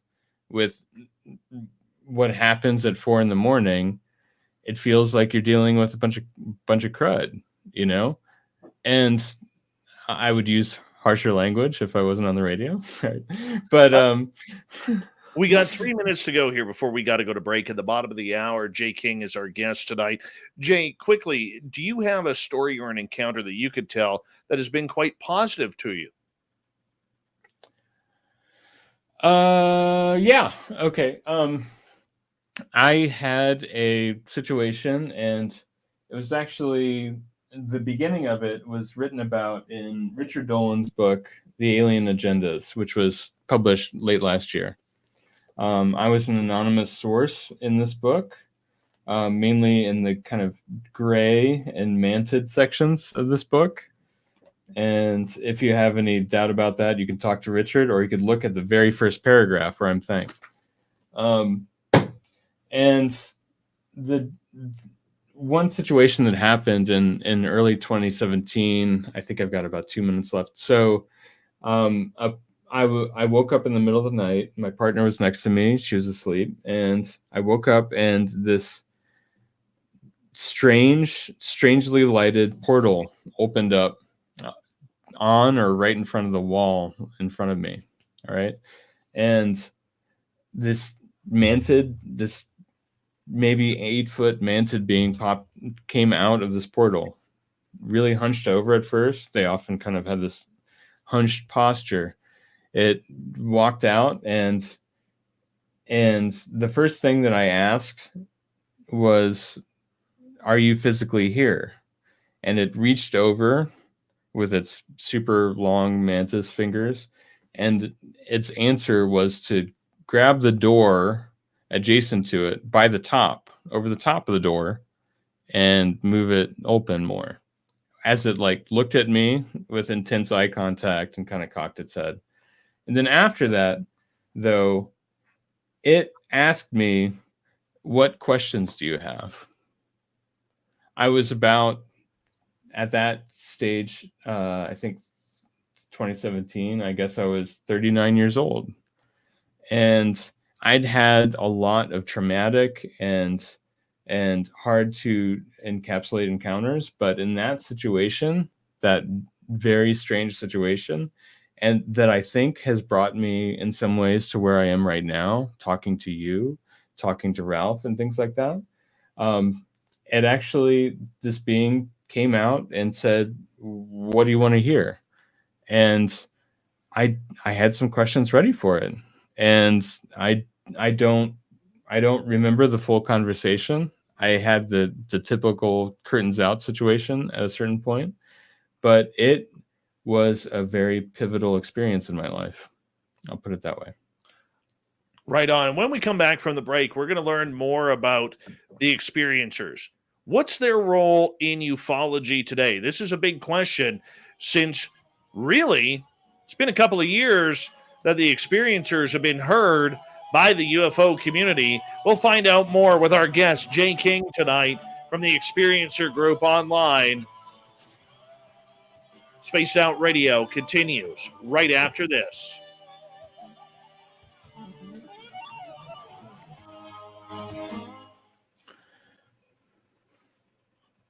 All right, we're clear. All right. Really great. How's it going for you? Okay? I'm having a great time tonight, man. Thank you. Excellent. I really am. I'm glad to hear it. It's my first time. If you have any pointers for me that you don't mind the rest of the world hearing on YouTube, I'm up for that. Keep your head close to your microphone. Oh, okay. Okay, I'm wandering a little bit. No, all but right. When you bend over for a book, your audio goes with it. Gotcha. Okay. Yeah. Thank you. That's the only gripe I have so far, my friend, and that one's curable. Okay. Anything else? Anything at all? Oh, maybe we'll hug later on. I don't know. Oh, man. Absolutely.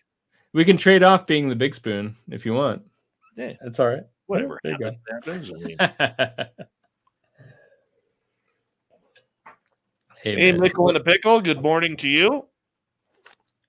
How's Meaty Toes? And Steve Franchise, what's happening, man? Good to see you. Oumuamua, nice to have you back.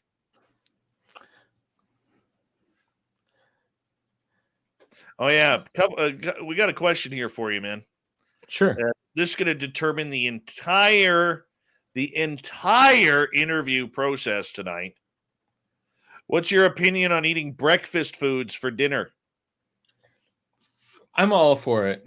Yeah, I think I don't mean to sound divisive. I don't mean to alienate anybody, but having a really good omelet for dinner can be transcendent.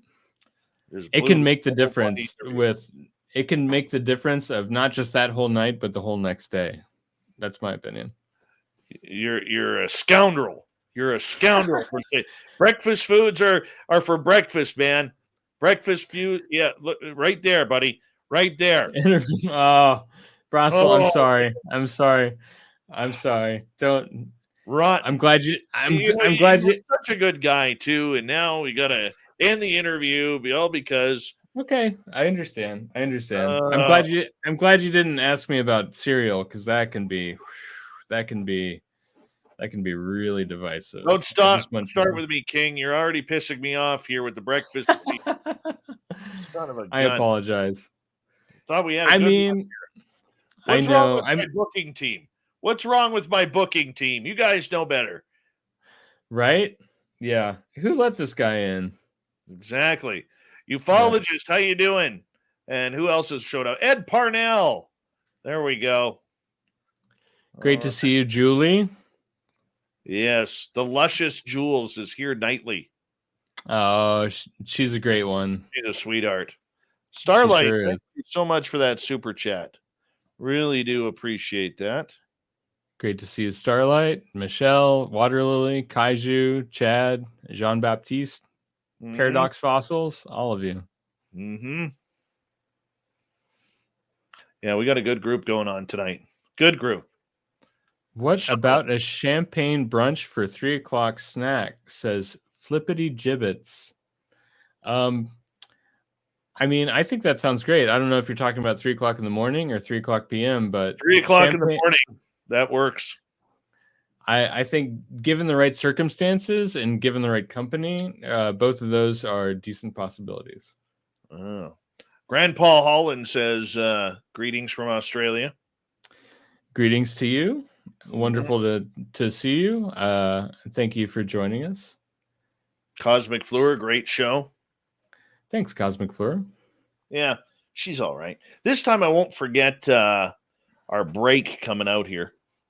Give me 1 sec here. Sure. Hold on. Oh.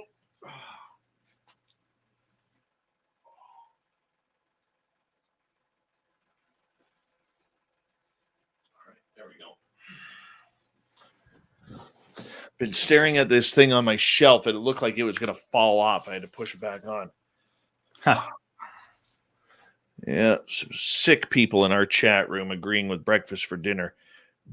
Dirty people. Bad. I mean, I could see it both ways. I prefer to be open-minded about as much as I can. Yeah. You know. Yeah. I know a group I'm quitting tomorrow. All right. Understood. Big thank you to Starlight, Surf Jare, Red Panda, Kirsten, and Spooky and Science Bob, Patrick, Alicia, Space Cow, and Nicola for the amazing super chats. It really helps what we do here on a nightly basis on Spaced Out Radio. Thank you so much. Thank you to all of our new subscribers. If you haven't yet, hit subscribe, ring that bell. We are here 7 days a week for your entertainment needs of all things woo and crazy. And, of course, thank you to all the veterans who are tuned on in. Here we go, everyone.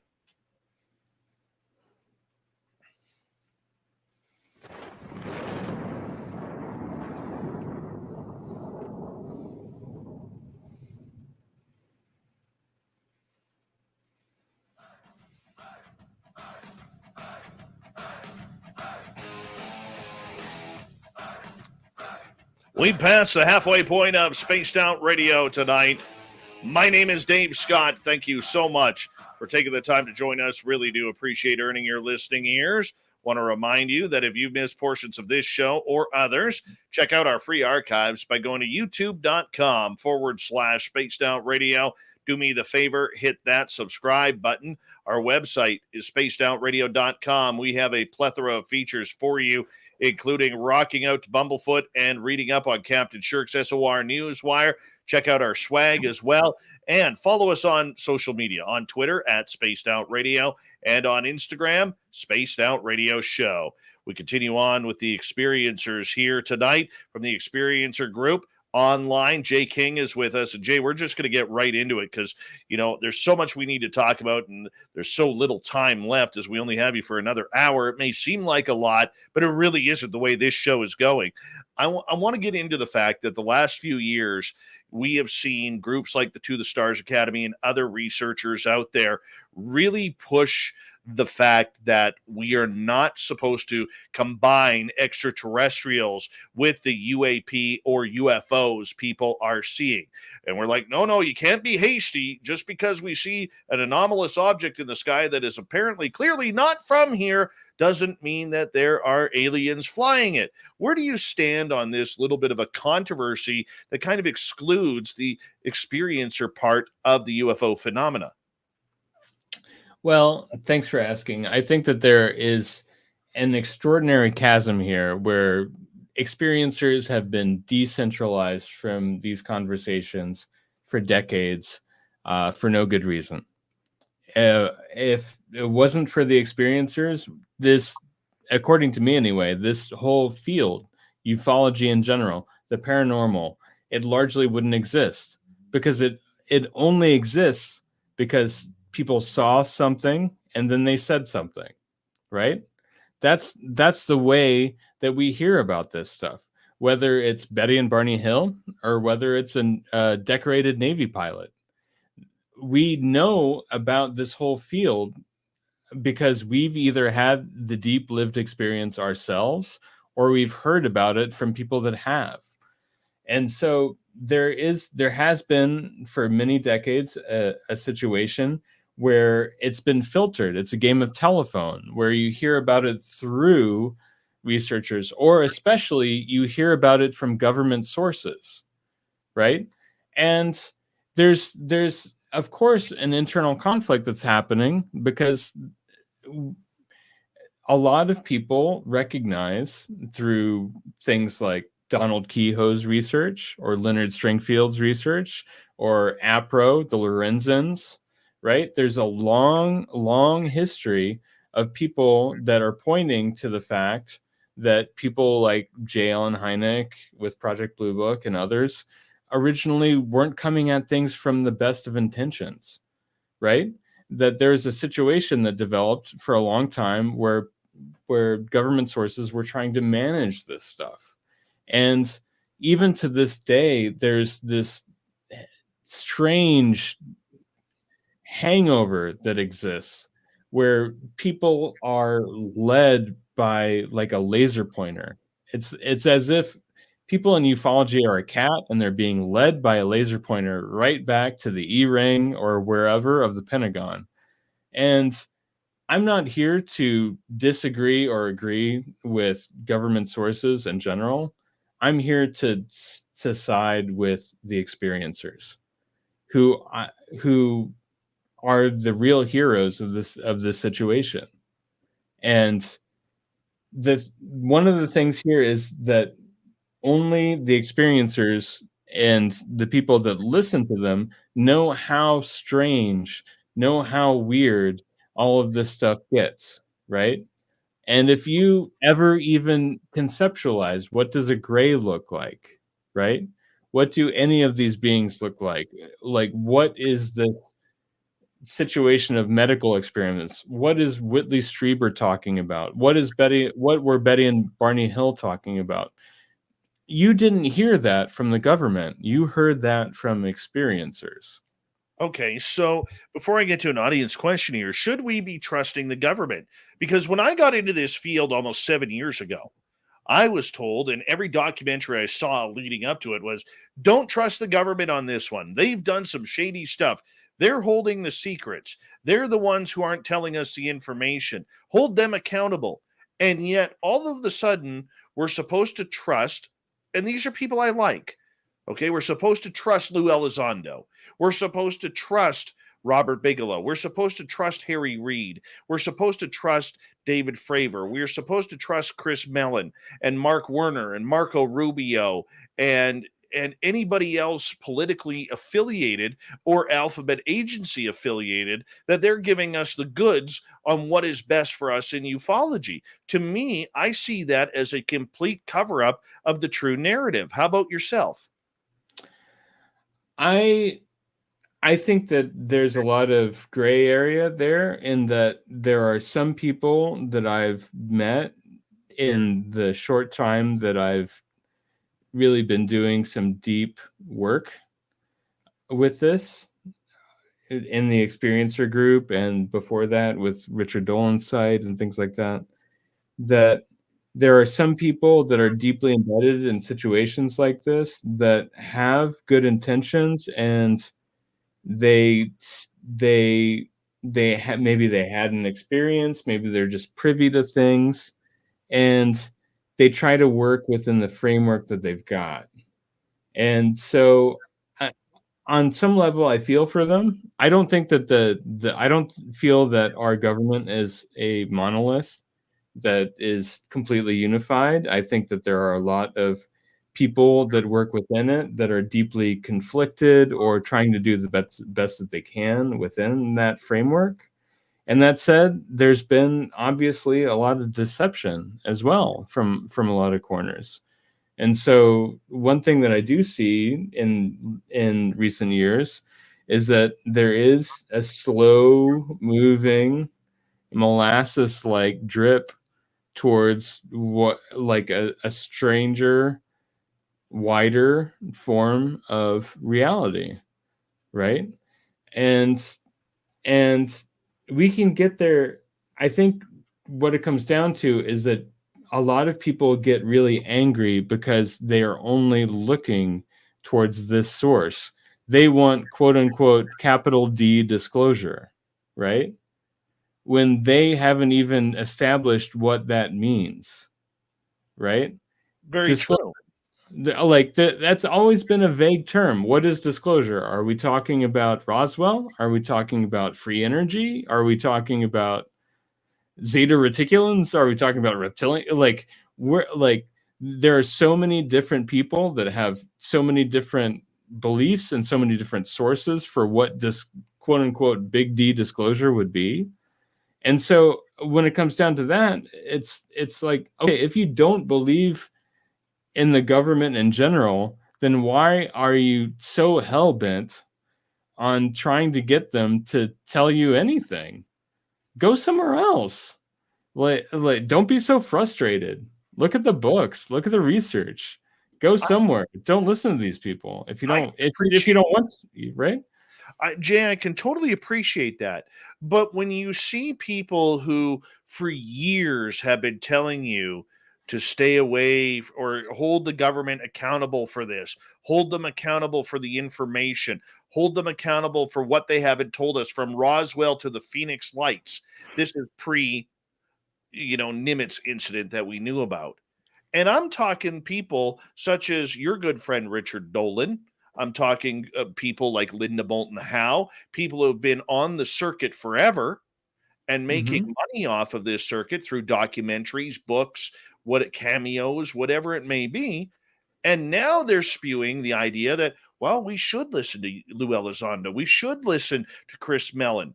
These are important people we need to be talking about. To me, look, we all grow up. We all find information. I can understand that their information has become expansive. And I'm not trying to make this a shot at Mr. Elizondo or Mr. Mellon or whomever, okay? Because I respect the fact that they are both trying in their own way. But it doesn't take away from the idea, though, that these people have told us for years, be careful of the government, be careful of the alphabet agencies, be careful of it all. And now they're siding with these same people because that's the way the younger generation of ufologists has decided to follow. Well, I mean, I don't want to put words into Richard's mouth, but I think, and I don't know Linda personally, though I love a lot of her work. I think that Glimpses of Other Realities, her series in the 90s, was one of the most ahead of its time pieces of research in the history of ufology overall. I'm only sad that it's not more available to people than it is right now, because back in 1995, Linda Moulton Howe was arguably at the forefront of this whole dang Agreed. thing.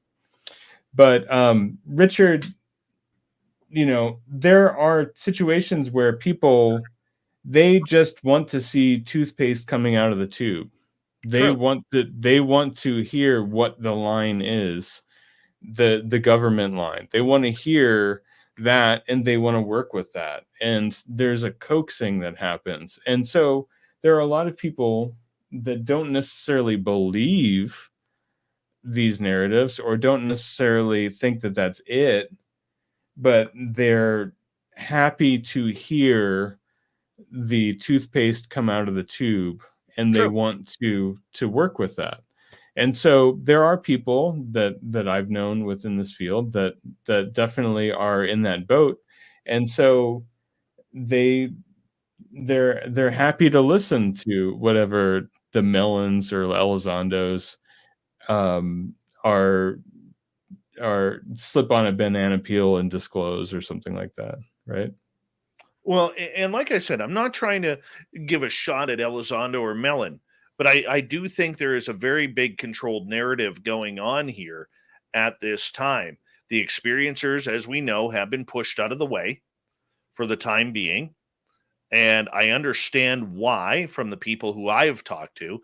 It's because the majority of people do not understand how real this phenomena is. The majority of people outside of ufology, that would be the mainstream public, if we call them that.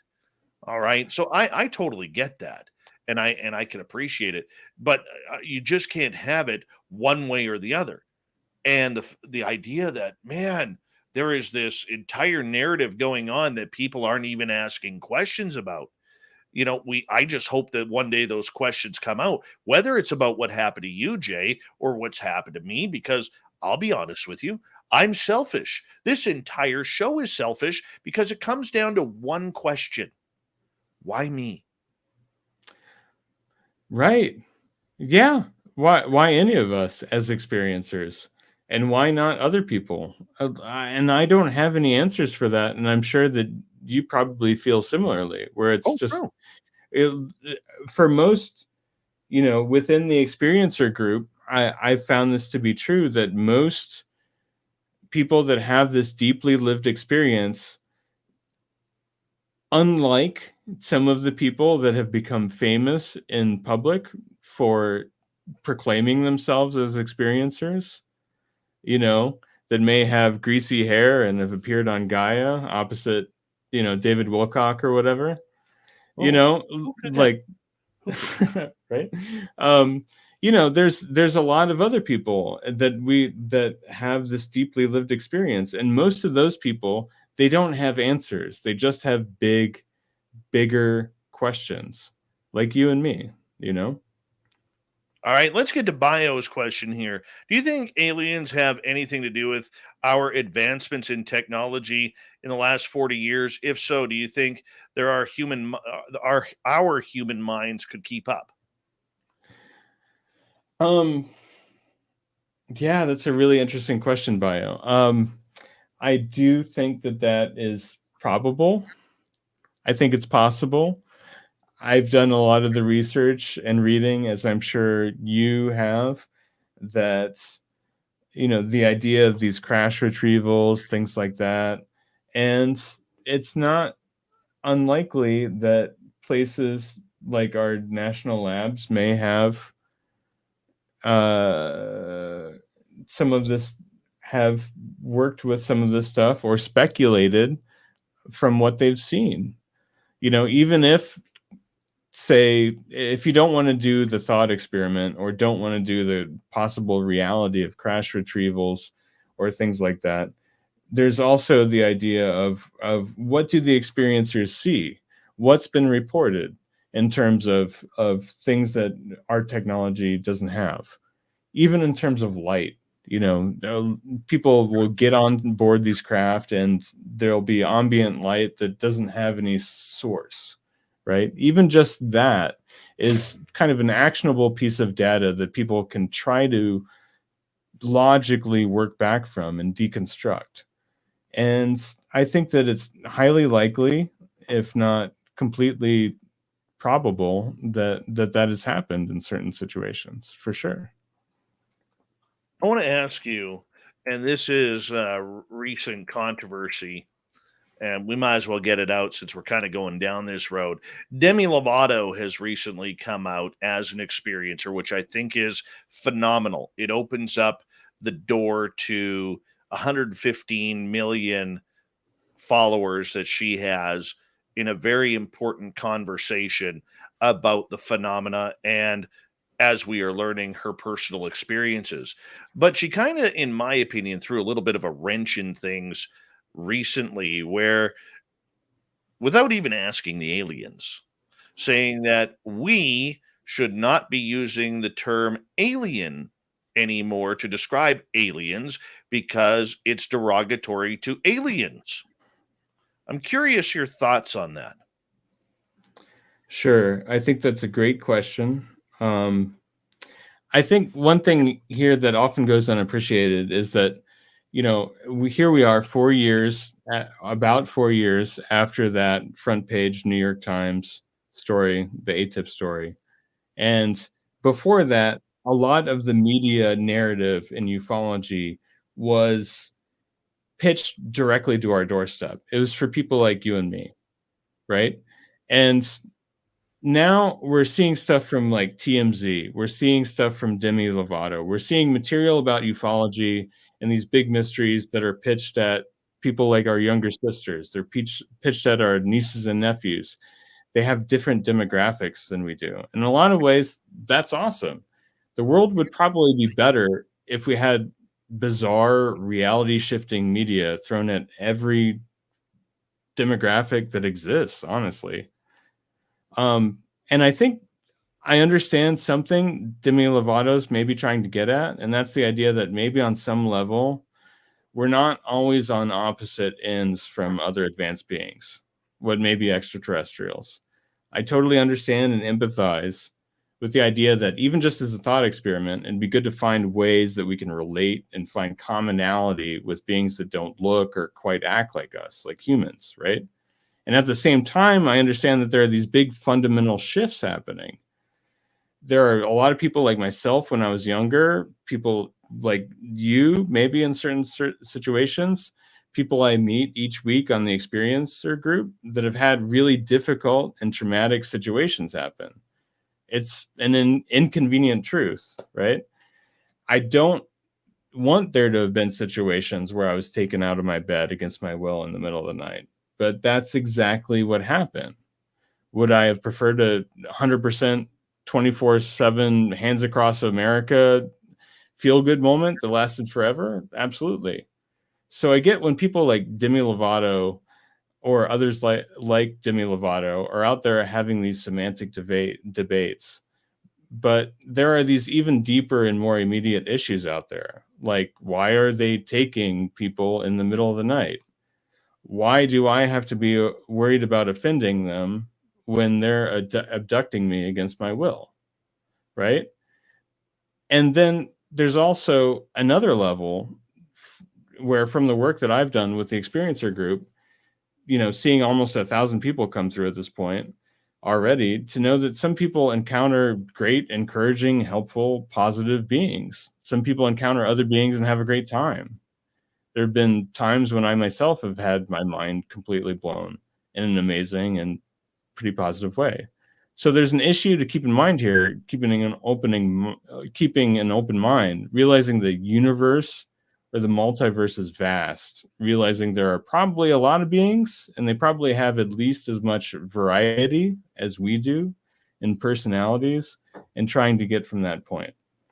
So I can see it. I can see it from not just both of those sides, but maybe more.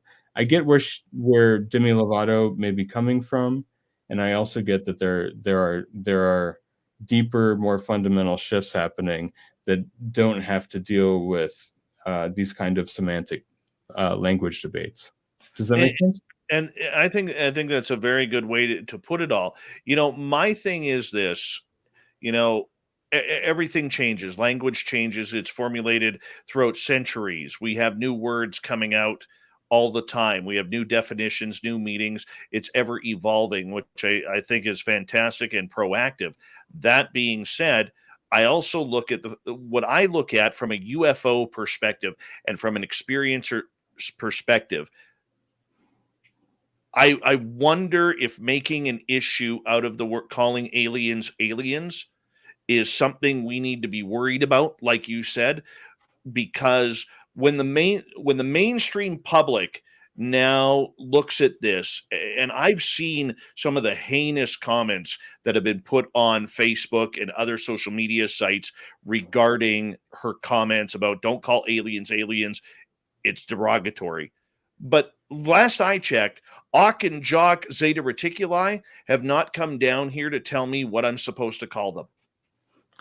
And I look at it from a bigger perspective as well, thinking that there's a lot of people who we are trying to get on the bandwagon and say, look, experiencers are real, UFOs are real, there's something happening here. And in the meantime, we're worried about semantics of a word that we've always recognized aliens as aliens. And we shouldn't be focused on that. We should be focused on the experiencer. We should be focused on what the government is worried about. Now, what everybody who's on the ledge is going to be focused on is making fun of Ms. Lovato and her words about banning the word alien. I totally understand and sympathize with what you're saying here. And I agree that with both you and Demi, that one of the things that we need to get over within ufology is these problems of terms, whether it's aliens, whether it's dimensions, whether it's realms, whatever it is.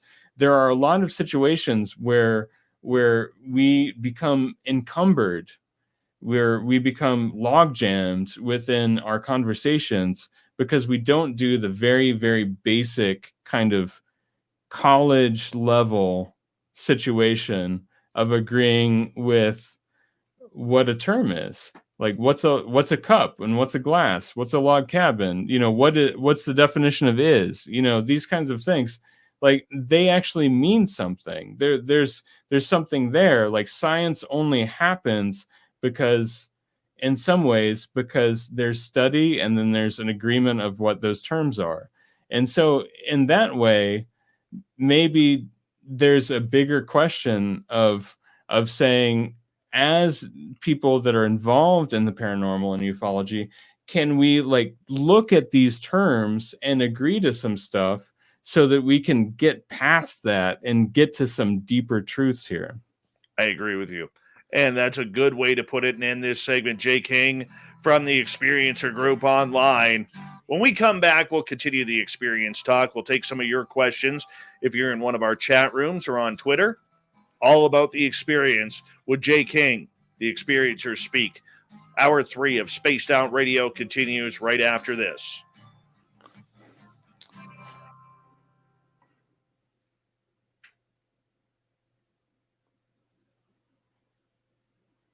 We're good. I felt like that was going to a really good place. I love this conversation, man. It's great.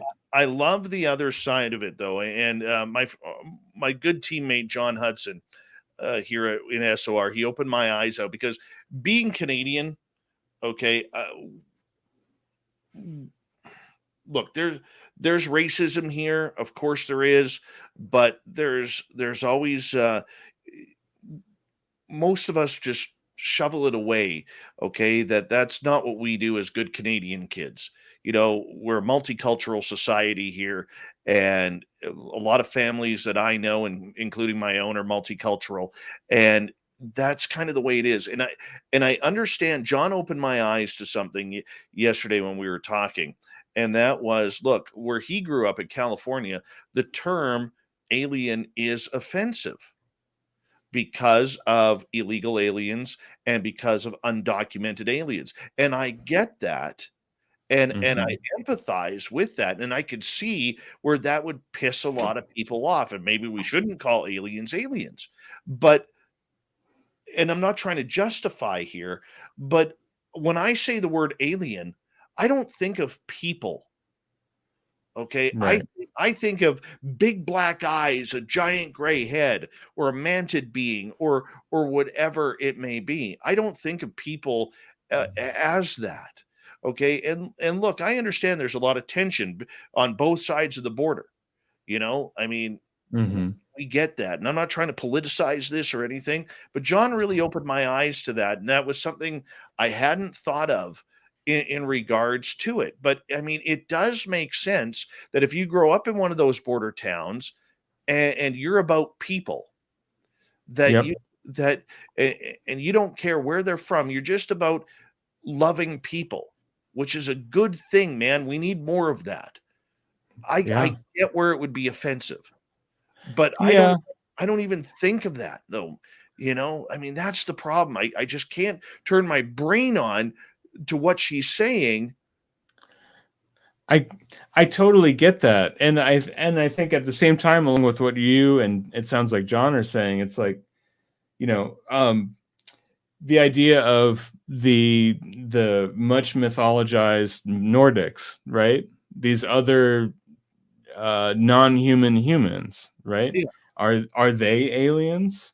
If they look a lot like us, if they're hotter than us, if they're blonder than us, are they still aliens? Or are they, or, you know what I mean? Like these. The only thing I know about them is I have zero chance. Look at this. Look at this. I have zero chance for a Nordic. I feel the same way, man. You know, like I feel the same way. Do we have 3 minutes? What do we got here? Yeah, we got about 3 minutes here. Okay, I'm gonna run. I'll be back in 90 seconds. Okay. Yeah. Is that all right? Yeah, go right ahead.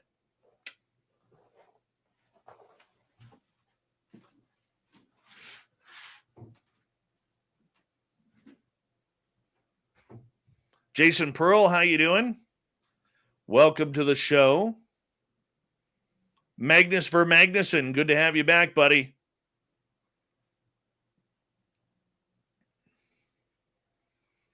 What do you mean, Eric, with a K that I like stirring it up? It's called news, man. News. The gorgeous McClurg has returned.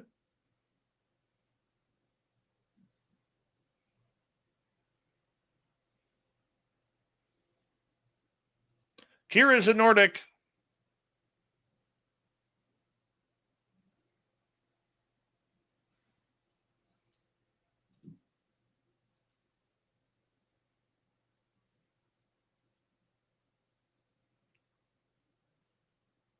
Good night, Surf Jer. Nice to see you again, buddy. Eric with a K, are you dropping me back to your fourth favorite show? I just got up to number 3, man. I just got up to number 3.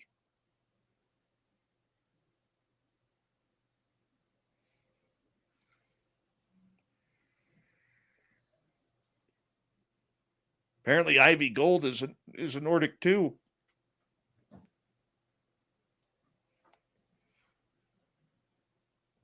Hi, gorgeous Marie.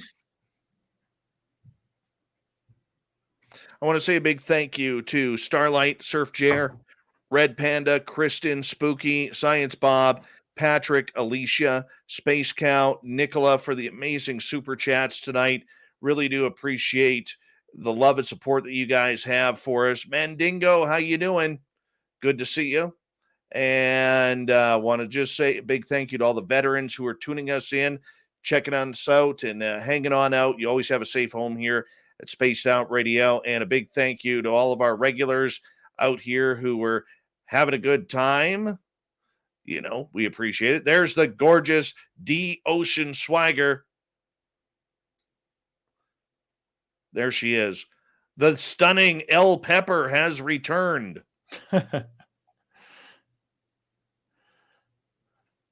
She's got her horns up. Be careful, everybody.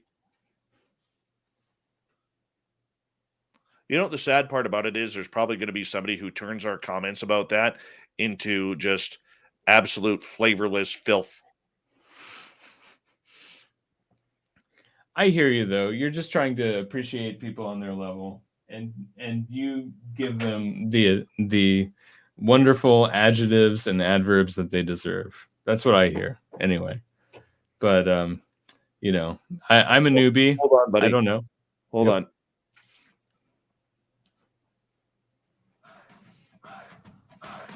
Would you like to connect with us? Head to spacedoutradio.com for all your latest show info. Now, back to Dave Scott and SOR. Third and final hour of Spaced Out Radio is underway tonight. My name is Dave Scott. Really appreciate you listening. You're tuning us in and checking us out, whether it's your first time or, you know, one of many. We appreciate it. Earning your listening ears. Want to say hello to everyone listening in on our terrestrial affiliates around North America and digitally on TalkStream Live, Revolution Radio, and our 1-year anniversary tonight on KPNL Digital Radio. All of our archives are free by going to youtube.com/Spaced Out Radio. Just do me the favor, hit that subscribe button. The Desert Clam has set the password for tonight in the SOR Space Travelers Club, Oaklophobia. Oaklophobia is your password. Use it wisely, space travelers, as the Clam sets the password each and every night right here on Spaced Out Radio. Our website is spacedoutradio.com. We have a plethora of features for you, including rocking out to Bumblefoot and reading up on Captain Shirk's SOR Newswire. Follow us on Twitter at Spaced Out Radio and on Instagram, Spaced Out Radio Show. We continue on tonight with Jay King. He's part of the Experiencer Group.com, and he is one of the featured experiencers in Ralph Blumenthal's latest article on the experiencers of the UAP phenomena, especially deriving around extraterrestrials. We're glad to have him here. We got up till the bottom of the hour. Jay, welcome back. Thank you so much again for having me, Dave. It's a real pleasure to be here. For all of us out there who are not experiencers, who've never seen a UFO, who've never, ever in their wildest dreams outside of television or CGI or YouTube have seen an extraterrestrial, what is it like to have that close face-to-face contact with one of these beings? Well, as you may know, it's more strange than you could possibly imagine. And that is not necessarily because of the actual physical characteristics of these other beings. It's largely because of the, for lack of a better term, the telepathic mind meld that happens with the majority of the beings that I've come into contact with, and it sounds like you as well. Whether we're talking about grays, whether we're talking about mantids, there are even discarnate entities for some experiencers. There is a unifying level of consciousness that kind of dips you out of your body. It dips you out of your day-to-day consciousness with time, space. And that is often the most difficult thing to contend with. That when you're face to face with a being like this, it's not just that they look so strange, that they're so different from the way that we look, but that there's often this telepathic union that happens very quickly, and that it's disarming. It forces you into a situation where you're contending with not just how they look, but how they think and how they communicate. And it's a very, very slippery situation. I'll put it that way. Do you want your contact to continue? Like, if it ended tomorrow, would you be okay with that? I would be okay with it, but at the same time, I feel like as I've gotten older, I have both my eyes, I have all my fingers and toes. If I could go back in time, to me 20 years ago, I would tell myself that you will still be sane when you're 42 years old. You'll still have a life when you're 42 years old. You'll be all right, you know? And so in that way, I wouldn't necessarily turn it off tomorrow. Even when it's been at its worst, it's given me insight into how deeply strange and wider the constraints really are in this strange living sphere that we're on, right? And so there's been years of trauma. There's been times where I didn't think that I was going to keep my sanity, all of that. And at the same time, I wouldn't necessarily turn it off tomorrow. If somebody gave me a switch, I wouldn't flip it. If it did turn off tomorrow and never happened again, I would still be ruminating on these things that had happened to me through the first 42 years of my life. Right. For a lot of people out there, they would love to turn off the phenomena. Have you ever studied people who have been successful in getting their ET contact to stop? Well, I tried to get my own contact to stop many, many times. I tried to get it to stop when I was in my early 20s. I tried to get it to stop in my later 20s. I tried to get it to stop in my early 30s. It didn't work, and I know people that have had reasonable success in mediating at least seemingly some period of neutrality or détente where there would be a period of you go your way and I'll go mine. Stuart Davis, who's a co-founder of the Experiencer Group, has a really strong advocacy point where he says that a lot of experiencers feel that they've somehow signed some contract or made some agreement, maybe even before they were born, for this stuff to happen. And he strongly advocates for the idea that if you don't want that contract to exist, you should meditate on the idea of breaking that contract and saying it's null and void. You don't want to have it anymore. And there have been people that have tried that route and have seemingly had some success with regard to stopping contact. I haven't done that, but I do understand that for some people that would be a good and maybe even necessary thing to try. Do you know when your contact is going to happen? I don't know for sure, but there are enough telltale signs that I have a reasonable degree of confidence. Sometimes there's a hum that comes in. Sometimes there's a light that appears. There are situations where if an abduction or kind of getting pulled out of your bed situation happens, where in the winter months I've sensed the cold air rushing in from the outside as if like a whole section of the wall has disappeared all of a sudden. There are a lot of telltale signs. The feeling of being watched. A lot of people comment on that, and it seems like a vague or ambiguous situation, but it does exist. So there are a lot of small signals, and they can really add up to something big for sure. For a lot of people, they seem to have these telltale signs. Like, for instance, when I was being contacted a long time ago, doesn't happen much anymore. I used to hear Pink Floyd's "Is There Anybody Out There?"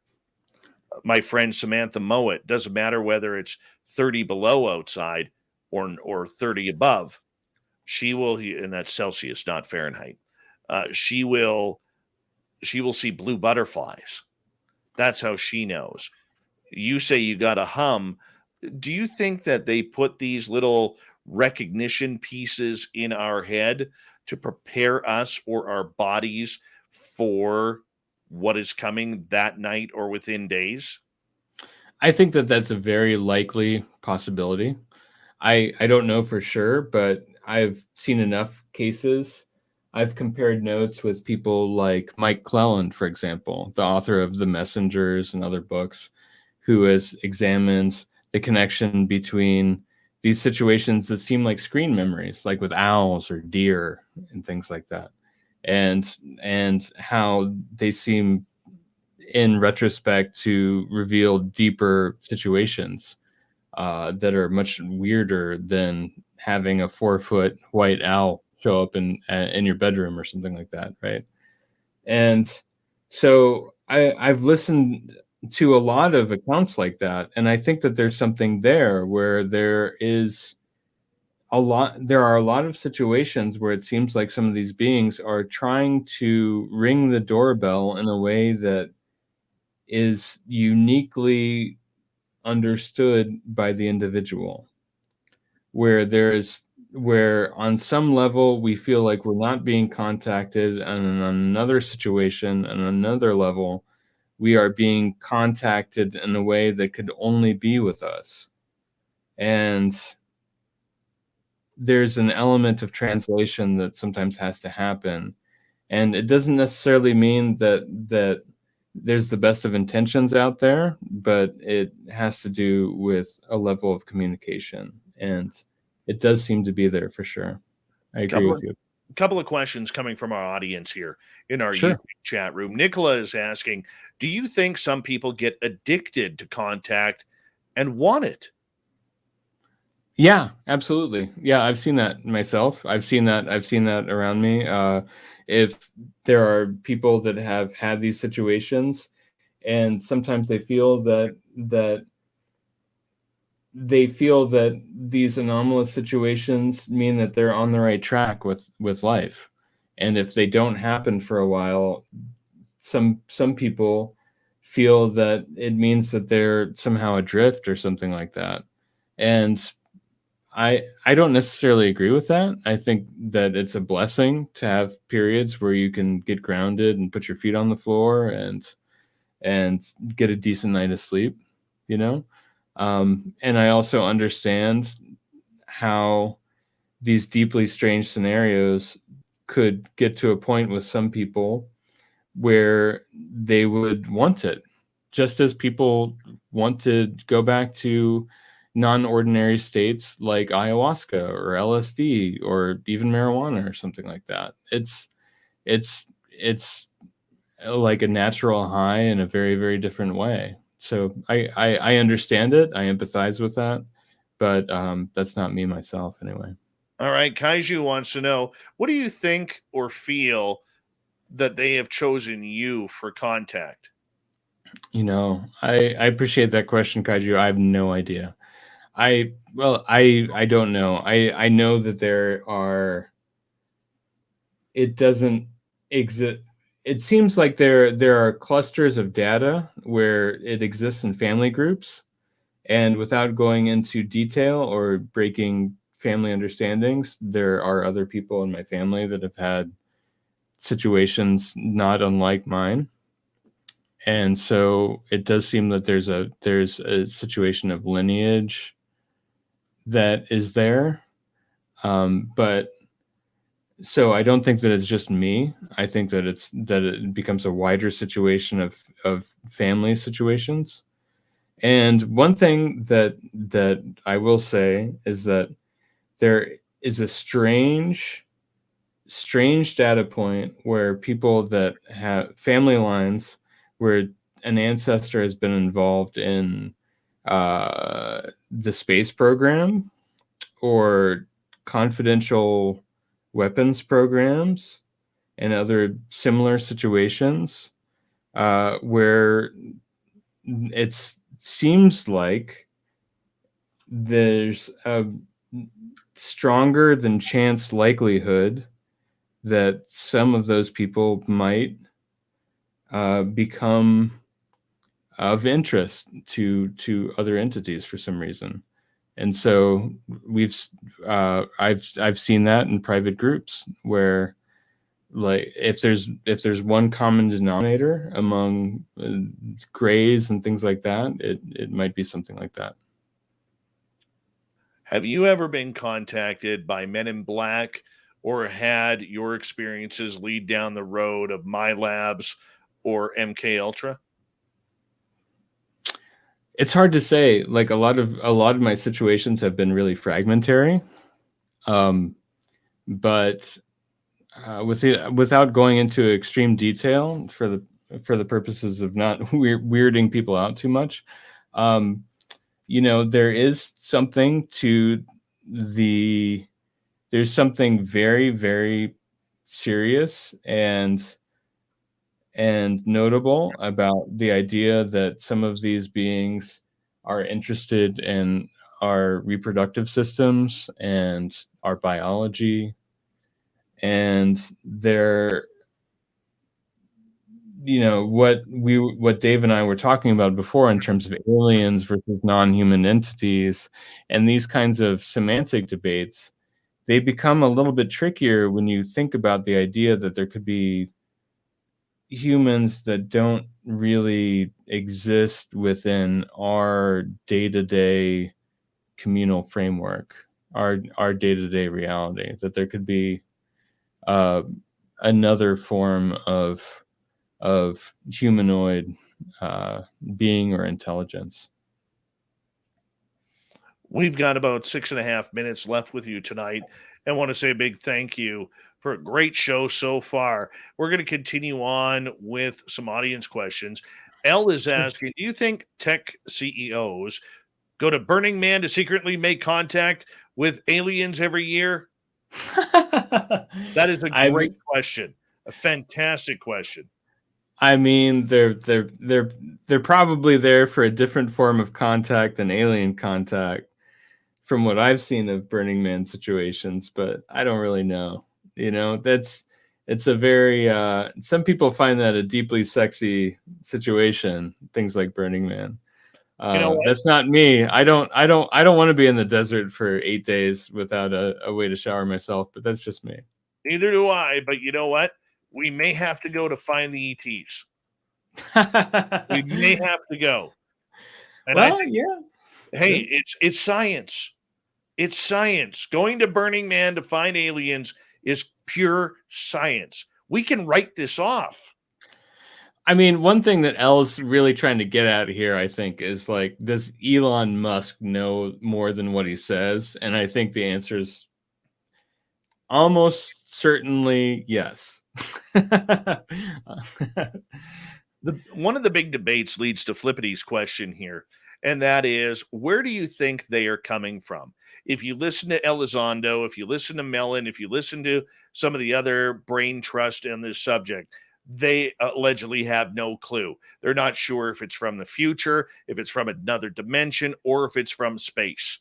Where do you think they're coming from?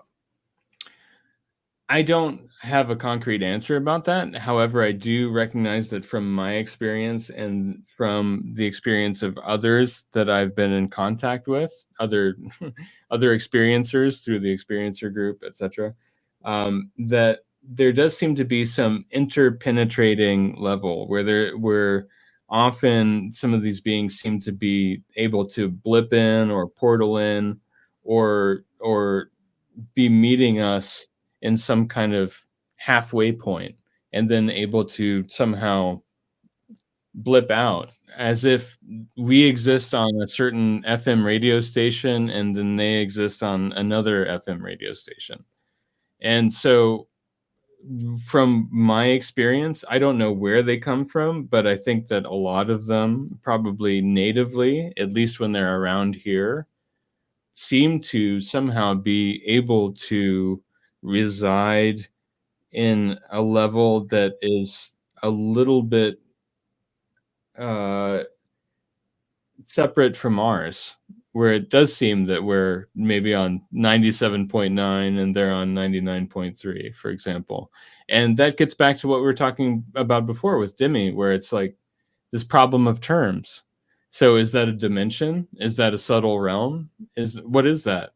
but there does seem to be some level of technology that exists where they can be right there, very nearby, and then distinctly offset of our physical reality and able to interpenetrate in. And John Mack talked about that. The Dalai Lama talks about that. There are a lot of people that talk about these kinds of subtle realms. So yeah, there's a lot of debate, but I would point towards that anyway. Deep down, how do you really feel? Be honest with us. Space, come on, give us.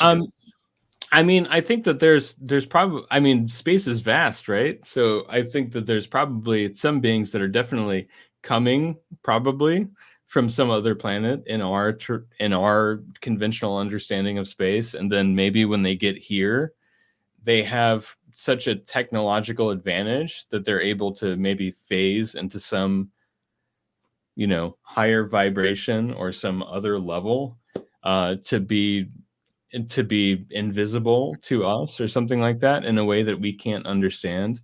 And it sounds like magic, but that's always been the quote, right? Where it says, you know, that you know, any technology that is sufficiently advanced will appear as magic, right? Well, that's where we are, and we need to get to this level where we can actually talk about terms so that we can stop sounding so woo.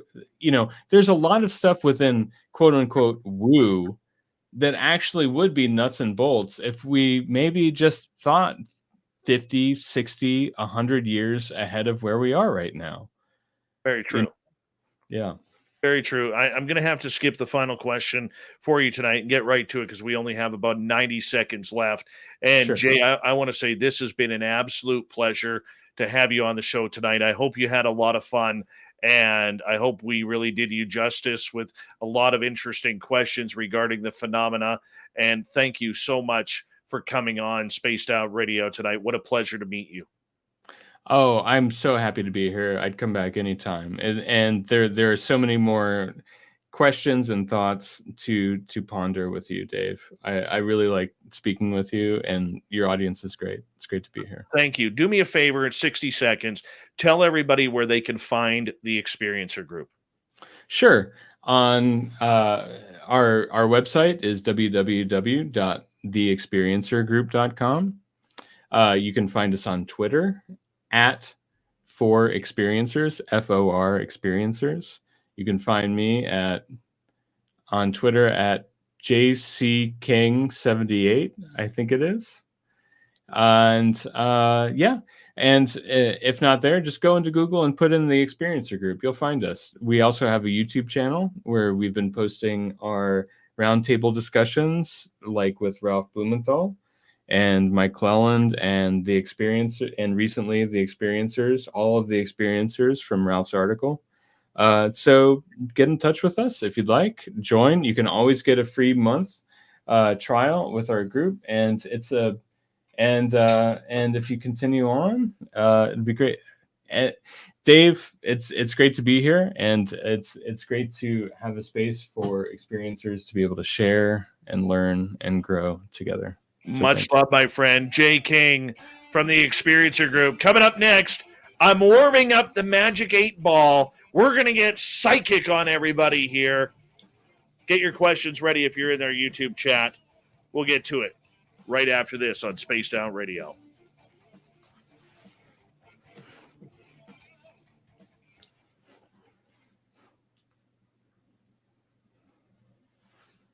That was a fantastic show, man. Oh man, Thank you. I got a little flustered at the end, but I'm really glad to be here. I'm really glad to be here with you, and I'm really glad to be here with the audience. I love this show, and I'm so happy to be here. Yeah, well, definitely, man. Let's definitely stay in touch because I think you have a lot to offer. And every now and again, I like to bring in some media panels in regards to experiencers and everything like that. Love for you to attend that, and it's just an absolute honor having you here with us and getting your side of everything. I mean, that was good information tonight. It really was. Oh, thanks. And as is always the case, there's so much more that didn't go explored tonight, and it just makes more room for conversations in the future. Absolutely. So I completely agree with you, and it's an honor to be here. Honestly, I agree with you. Thank you so much. I will let you go.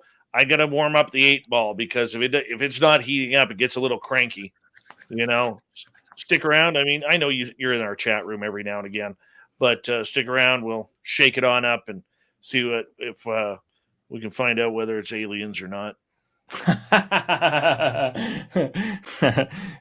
It's aliens. All right. That's wonderful. Have a great night, Dave. Take care, Jay. Hope to see you soon. Have Bye-bye. a good night. All right. Bye-bye. Bye. Wonderful guest. That is a good guest. Knowledgeable, speaks only of what he knows. He's not trying to overplay, not trying to over answer, not trying to over educate, just only speaking what he knows. I like that. I like that in a guest. It makes me feel comfortable. Makes me feel real comfortable and real good about a quality interview like that.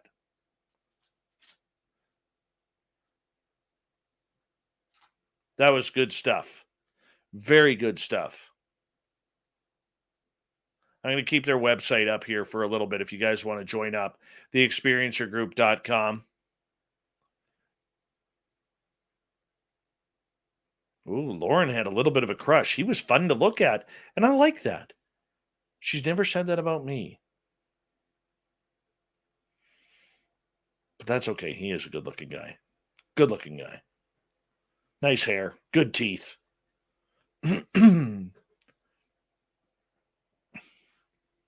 Yeah, I agree, Paul.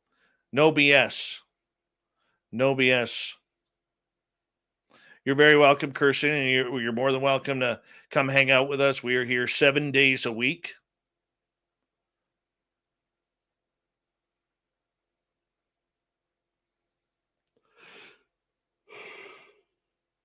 Oh, excuse me. Oh, Chad Smith going to work. No, you were not, Lauren. No, you were not.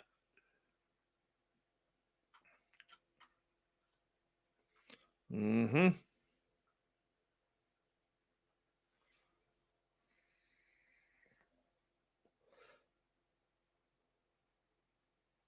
That was a fun show.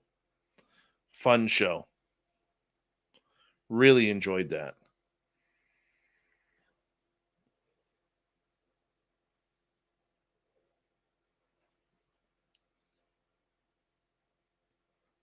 Alicia, it might be my hoodie. It might be my hoodie. Kaiju, I have talked about my Bigfoot encounter a lot of times. Yes, Kirsten, I know it's so late in New York City. So late. I still want to travel to your city one day. On my bucket list is to attend a New York Yankees game. Live.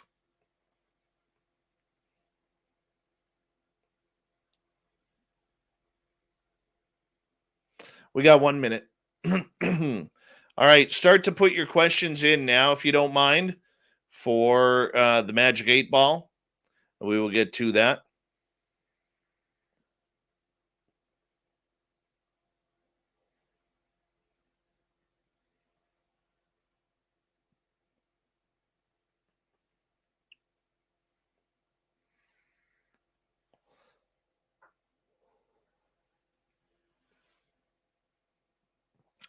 Big thank you to Nicola, to Space Cow, Alicia, Patrick, Science Bob, Spooky, Kirsten, pardon me, Red Panda, Surf Jer, Starlight, and Anne for the amazing super chats. Really appreciate you. Thank you to all the veterans tuning us in. We are going to get ready for the final half hour here. Let's do it. 5 seconds. 4, 3, 2.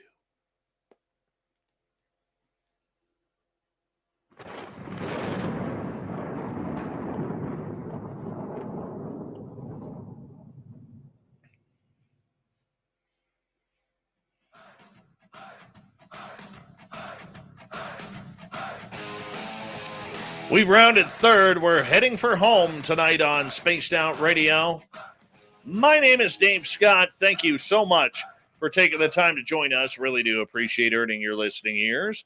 Want to remind you that if you've missed most of this show or others, check out our free archives by going to youtube.com/Spaced Out Radio. Do me the favor, hit that subscribe button. Our website is spacedoutradio.com. We have a plethora of features for you, including rocking out to Bumblefoot and reading up on Captain Shirk's SOR Newswire.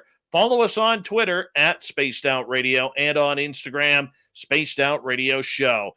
Let's get wacky. Let's get weird. It is time once again for the Magic 8 Ball.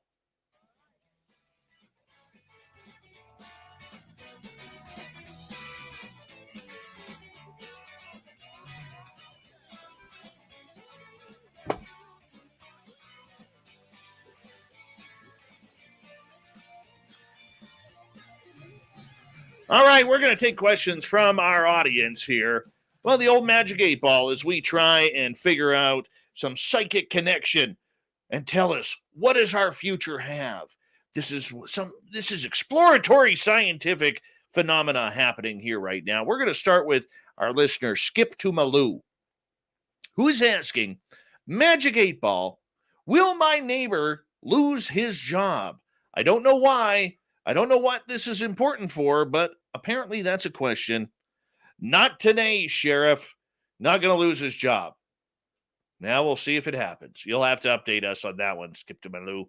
All right, next question that we have from our audience. As we scroll on down, let's go to Paul Holland. Yes, Grand Paul Holland, who is asking, should Chad Smith start the Bad Influencer group? Well, Chad Smith is pretty badass around these parts, so let's see. All systems go, Grand Paul Holland in Australia. Absolutely, Chad Smith should.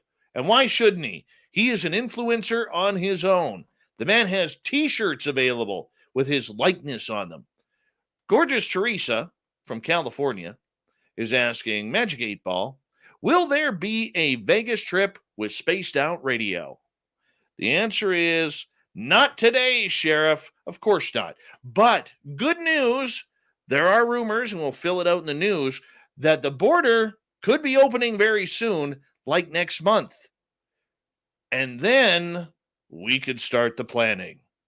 It'll probably be in 2022, to be honest with you, Teresa, because we're getting a little close. I hate to say the C word right now, but we're getting a little bit too close to Christmas. And people need to save up their money for their families and themselves. And then we got to pay off those credit card bills. And then we got another month where we got to start storing up. So I'm thinking April or May, we are going to do the Vegas party. Let's just hope that everything opens up. So no, it's not today, but I'm thinking spring of 2022 now. I think that's logical. All right, Elle is wondering, will Ohio legalize marijuana and show us the alien bodies at Wright-Patterson? I think the alien bodies are really at Area 51, somewhere underground. Batteries are low, which means that you ain't getting either. It's too bad. I think you'll probably get to have your hippie lettuce legalized, but, you know, the aliens, no, we're not getting that. Not even close right now. Sorry, Al. Flippity is asking, Dear Magic 8 Ball, what can I do to smell like love? All clear. You smell like love right now. Create a Tinder profile. Make it look juicy. Brush your teeth. Cologne. Eat pineapple.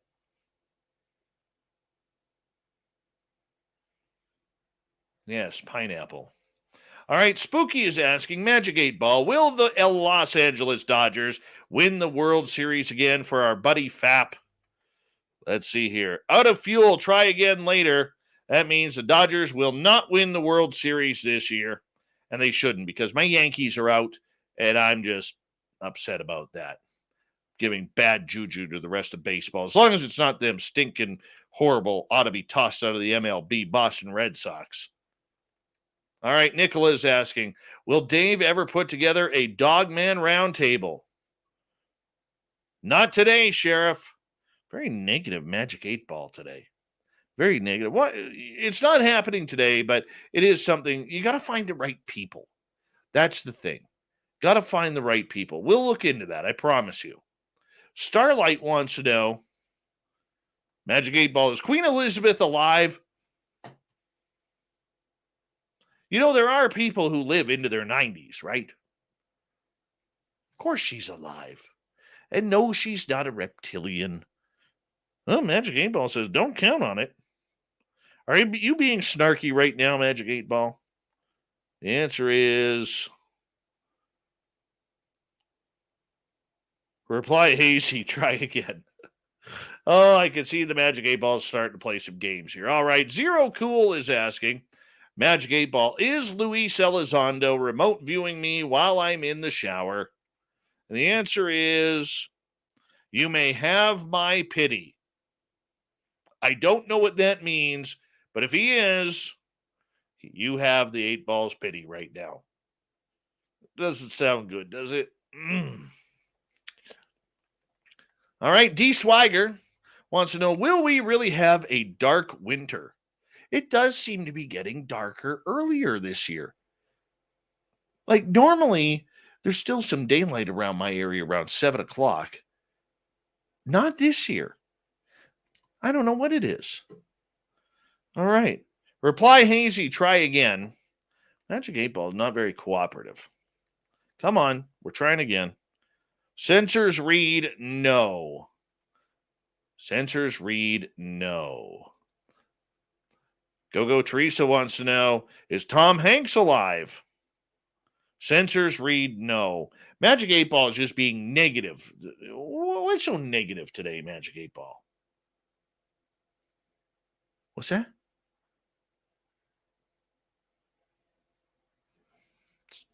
Thought I heard something. Nope.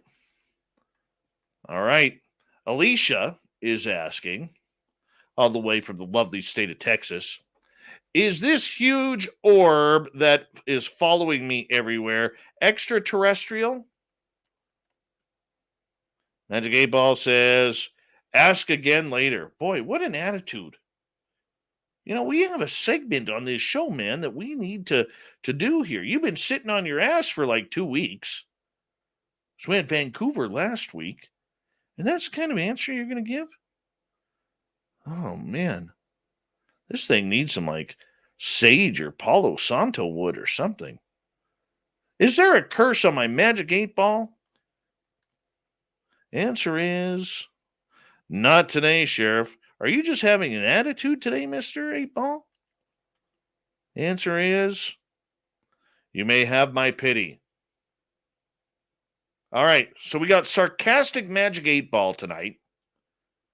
Let's go to Ross. Magic 8 Ball. Would Dave like to meet the Leon Lion Men, the race I know of since I was a child? I don't even know what the Leon Lion Men are. You have my pity. Boy, this is all over the place tonight. Kaiju wants to know, Magic 8 Ball, will I win the Powerball? Kaiju, that is. Not Dave, but Kaiju. Reply hazy. Try again. I don't think so, Kaiju. Try next week. Kira, will Dave have an extraterrestrial or Bigfoot event before the end of the year? Change up my shaking patterns here. Batteries low. No, I'm not feeling it, Kira. To be honest with you, I'm just not feeling it. Cranky Magic 8 Ball tonight. I apologize for its attitude. We're going to have a little speaking contest after this. Flippity wants to know, Magic 8 Ball, am I a sexy living god or not? Batteries low. Lots of batteries low, and you have my pity tonight. Very negative. Very negative. Kaiju wants to know, will SOR go to Burning Man? I actually do want to go to Burning Man. Just once, just to say I've done it. I'll probably get addicted. But will we do that one day? Look at that. After all that shaking, you may rely on it. We might be doing this. How cool would that be? Let's schedule it for like 2023. We'll all meet at Burning Man. Ed Parnell, yes, you could do the Vegas party remotely. All right, Big Willie is asking, Magic 8 Ball, will I still have to carry the burden of being a sexy lumberjack again tomorrow morning? Well, you got the beard for it. I'm not sure if you got the plaid shirt for it, but we'll find out. The answer is sensors read no. You got tomorrow morning off, Big Will. You got tomorrow morning off. That's always nice. I got tomorrow morning off as well. Let's see here. Kaiju again. Magic 8 Ball. Will people eat breakfast for dinner in 2022? Sick question. Terrible. Answer is my sensors say no. People will wake up and realize that breakfast foods are for breakfast and not just to eat whenever you want to eat something like that. Called breakfast foods for a reason. Health standards say you eat them in the morning. Sandra, we usually have to repeat her name 3 times. Hi, Sandra. Hi, Sandra. Hi, Sandra. Will I ever get to go to Australia? Sandra is asking the 8 Ball. Levels are positive. I can see that happening. In the next couple of years, I can see that happening. I think it's a good one. That's a good goal. All right. What else do we have from our audience? Sandra again. Will the La Palma volcano explode? Well, let's see here. Intel looks good. You're so negative tonight. I believe that. All right. Beehoff, 8 Ball. Hit me up. Is the earth flat?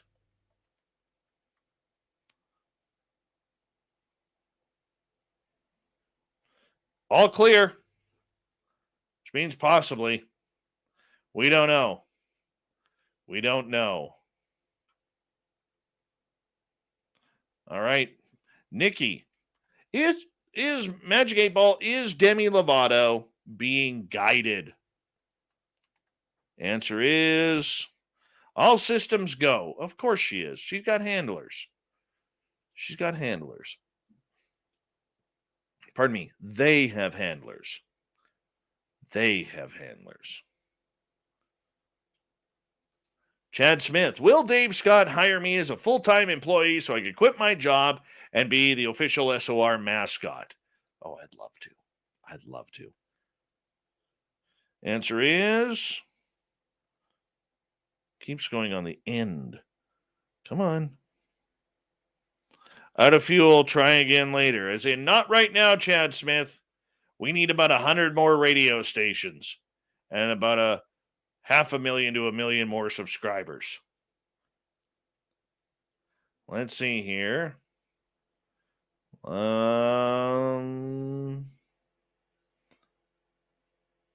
right, Zero Cool. Magic 8 Ball. Does Dave have Bigfoot DNA inside of him? I hope not. Don't count on it.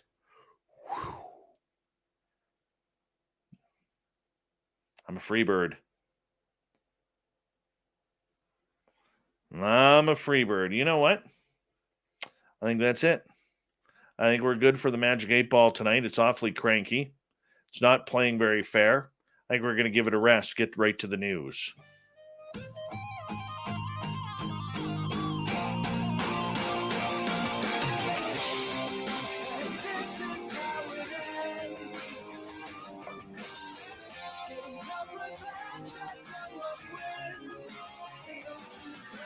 The news is always changing, which is why Shirky Poo brings us the SOR Newswire at the back end of every show. We get to the weird, the strange, and the wacky. And finally, maybe the end of disruption. Oh, Canada, come on back. This is the message from the New York Post, where the Biden administration intends to reopen overland border crossings to neighbors to the north, that's us Canadians, We are no longer unwanted by the Americans. Very nice. Outside of radio, of course. Thank you, Chuck. Thank you, Len. Thank you. Thank you. Appreciate you. And thank you, Ryan, over in Atlanta. Yep. Chuck Schumer said that he had received direct confirmation of the reopening plan from Homeland Security Secretary Alejandro Mayorkas. It would be the first time since the onset of COVID-19 pandemic in March 2020 that the world's longest land border opens to non-essential two-way travel traffic. Since the beginning of the pandemic, members of our shared border community have felt the pain and economic hardship of the land border closures. That pain is about to end. Hallelujah. Vegas, here we come. Anyways, Schumer said in a statement, very soon the link between New York and Canada will finally be reestablished, reunited families, bolstering businesses, and ending a frustrating cycle of waiting for everyone involved. The Canadian government opened its border to vaccinated American travelers back on August 9th, but the Biden administration did not reciprocate. Currently, restrictions of non-essential travel from Canada are set to expire on October 21st. The slowness of the White House in the opening of the northern border exasperated lawmakers who represent communities near the frontier. We're not a frontier, we're a country, man. Anyways, the reduction in cross-border traffic has had significant impact on local economies along the northern border, including agriculture, small business, and tourism. These industries are the lifeblood of many northern border communities from New York to Montana that continue to inordinately feel the economic repercussions of the COVID-19 pandemic. In other words, we can finally get across the border so we can go to Target again, because there are no Targets in Canada. None. And Lord knows we could go to In-N-Out Burgers and baseball games and go watch the Seattle Kraken because they got gorgeous uniforms. Thank goodness. Crap's coming to an end. Love it. Moving on. Here's a scary one close by me. Ruth Hamilton was sound asleep last week when she was awoken by her dog barking, the sound of a crash through her ceiling, and the feeling of debris landing on her face. The resident of Golden, British Columbia stated. That's about 3 hours east of me. Anyways, she goes, I've never been so scared in my life, as she jumped out of bed and turned on the light to figure out what had happened, discovering a giant hole in her ceiling. So she called 911, not sure what to do. Speaking with the operator, flipped over her pillow and saw that a rock had slipped between two pillows. A police officer was immediately sent to investigate. Initially, the officer suspected the debris was from a construction site on a nearby highway, but it wasn't. No, it fell from the sky. It was a giant meteorite. They concluded it must have been a fragment from the meteor shower that took place earlier that night. She said the officer soon left, but she couldn't go back to sleep. She goes, I was in shock. I just sat there for a few hours shaking. The odds of that happening are so small, but I'm pretty grateful to be alive. No kidding. Wildlife officers in Colorado finally were able to free a bull elk that was spotted wandering with a tire around its neck the last 2 years. Colorado Parks and Wildlife say the elk was spotted just south of Pine Junction on Saturday, and officers responded to the search area. The agency said it was the fourth time in the past week that officers attempted to locate and tranquilize the elk. Wildlife officers Scott Murdoch and Dawson Swanson successfully tranquilized the animal, cut through its antlers so the tire could be lifted off the 600-pound elk's head. Great. You cut off its antlers when it needs them the most. Why not just cut the tire off? Well, the antlers would be easier. That's true. Anyways, the bull's neck is still a little sore, but it's expected to heal perfectly. We'd have preferred to cut the tire and leave the antlers for its rutting activity, but the situation was dynamic and we just had to get the tire off any way possible. So you wait till the animal is looking good, trying to find a female elk to play a little nookie in the forest, and then you just ruined its chances. That's exactly what happened there.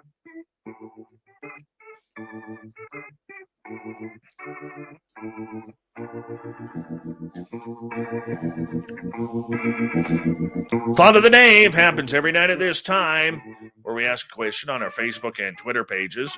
then read your responses on the air because we love the audience participation around here. Today's thought of the day is as follows. What would be your first words to an alien? Mickle, I come in peace. Show me your meaty toes. Nasty, man. Mike, Dave? Dave's not here. Try BC. Melinda, get the hell off me. Mark, are you hungry? Joe, if you're smart, turn around and get away from here. Filth, don't mess around with the grizzly bears. Jesse, do you know Chad Smith? Marilyn, E.T., phone home. Averup, Klaatu Barada Nikdo. Crystal, how's it going? Wu-Tang, tell me about God. Sally, holy crap, you are real. Andrew, you smoke? Passes a J to an E.T. David, Star Wars or Star Trek? Costume, are you vaccinated? Yeah, well, one time. Do you like potatoes?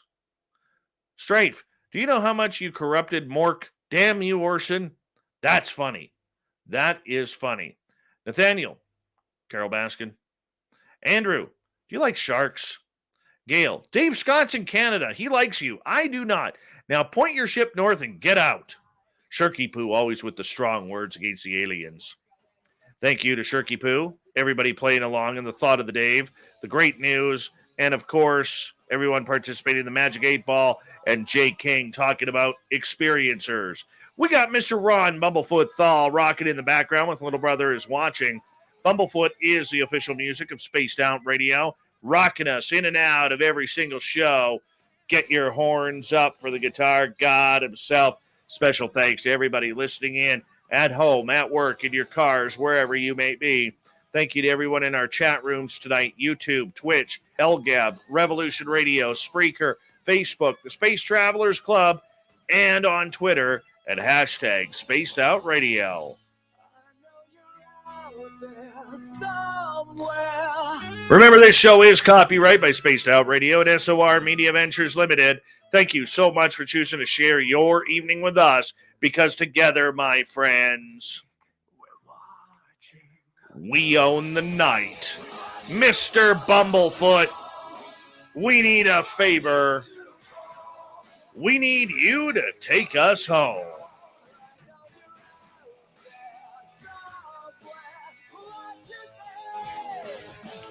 Yes, the Woo train has docked for the night, but soon, my friends, we shall ride again. Your seats are always available. Your tickets never expire. And if you want to bring a friend, we've got room for them too. Good night.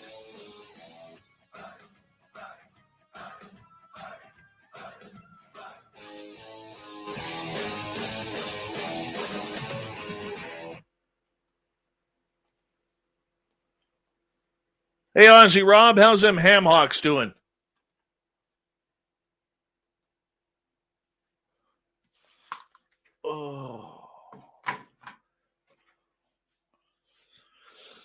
Oh, good stuff, man. That was a good show.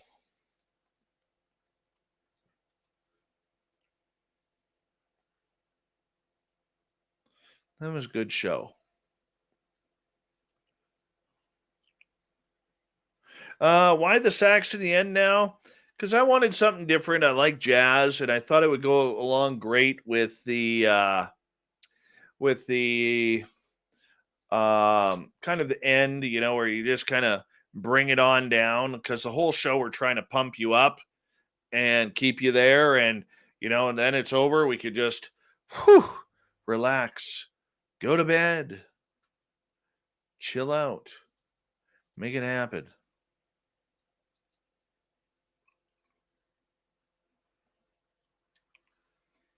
Oh yeah, nice angry picture of me. Looks like I'm shitting my pants there, Big Willie. My God. Can't do anything with that picture.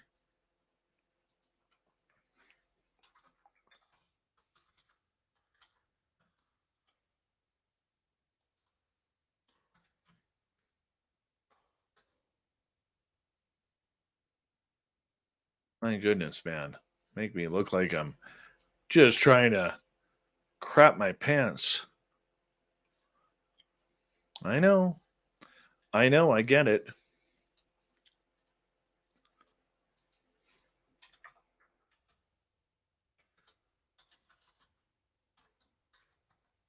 In 2 seconds, people.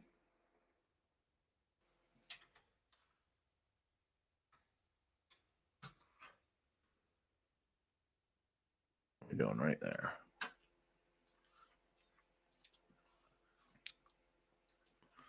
All right, let's close that off. Don't need that.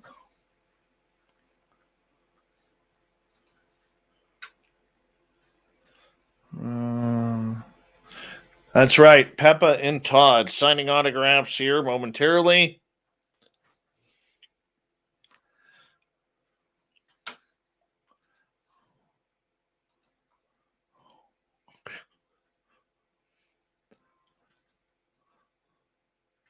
Oh, that's better, Will. That's better, buddy. God, I mean, the last picture look at this picture here that Willie sent to me. Hold on. Check this out. This is what Willie sent to me. He took a screen picture of the show here. Does this not look like I am literally on the middle of the John just waiting? Like yelling at myself, come on, you can do this, you jerk. Get out of there, filthy animal. I could totally see that. Totally see that. That's hilarious. Oh, hold on here. Let's go like this. I know you guys could see this, but I don't care. Not hiding anything. All right, move that. There we go.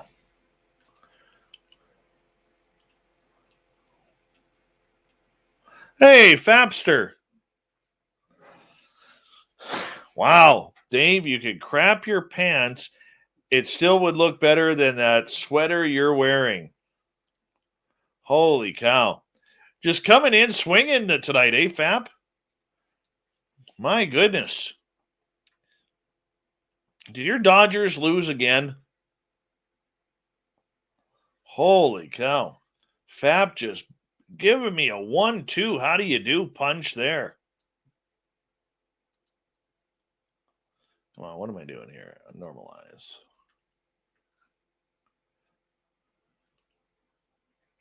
Totally, Chad Smith. Insert Jeff Daniels on the shitter. Absolutely.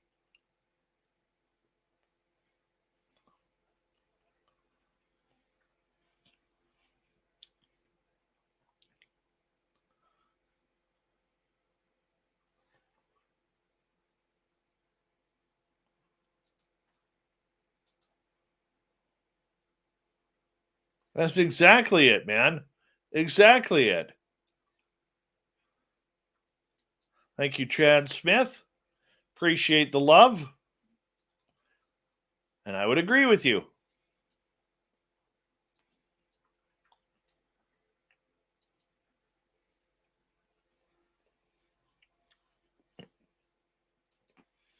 Hold on. Let me find myself here for a second. I'm all over the place. I'm all over the map.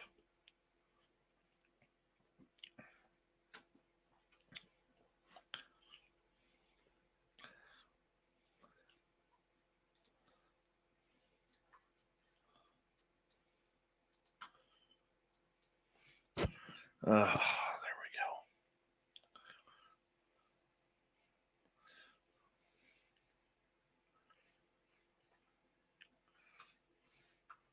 That was funny. Oh, we got to get. Can I get back to work here, Chad Smith? Do you mind? Some of us got to edit.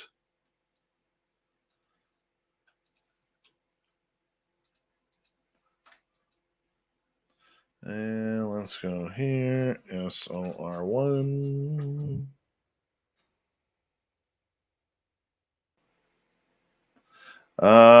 What design? Hold on. What does Alicia want for a t-shirt design?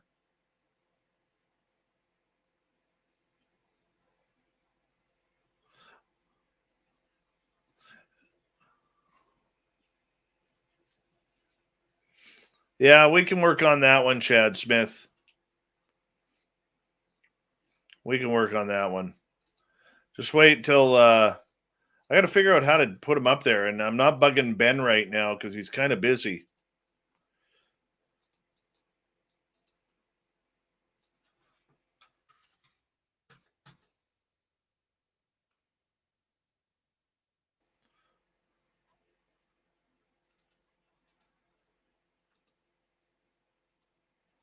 All right.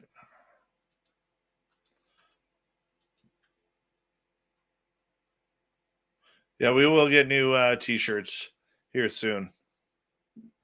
No, no, Fab's not that race fan. Fab's a good dude. You know,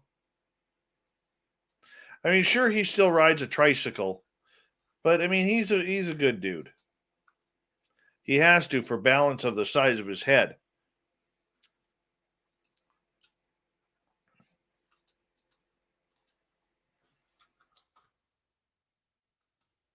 Boom, Bama, how are you?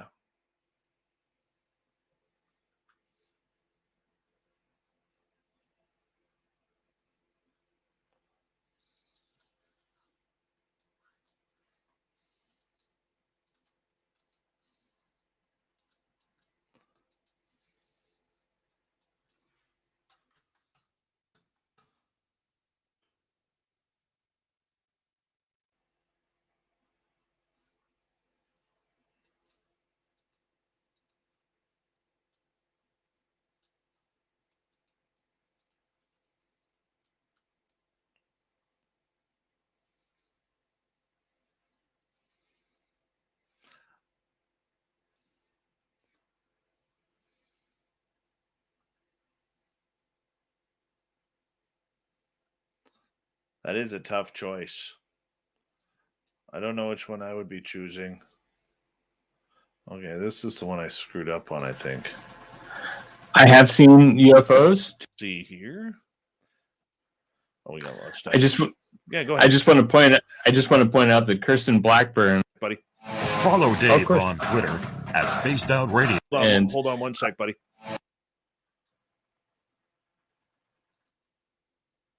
Follow Dave on Twitter at Spaced Out Radio. And I butchered something in this episode. Totally read my screen wrong on that one.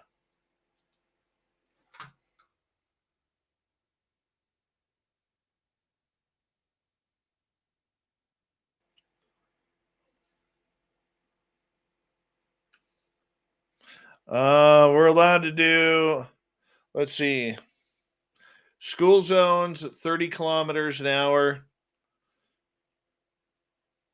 Highways between, see, if I'm driving to town, it's at 90 kilometers to 100 kilometers an hour. So that's 60 miles, 62.5 miles.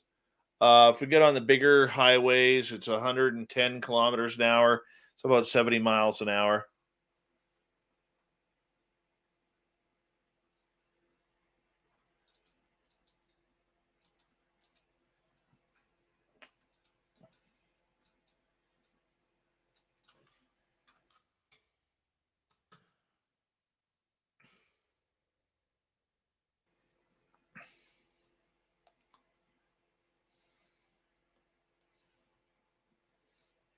David's the timeline shift. Do you know this as well as I do? I don't know. What timeline shift? I'm editing. That's all I know right now. I hate editing. But I do it because it's something I have to do.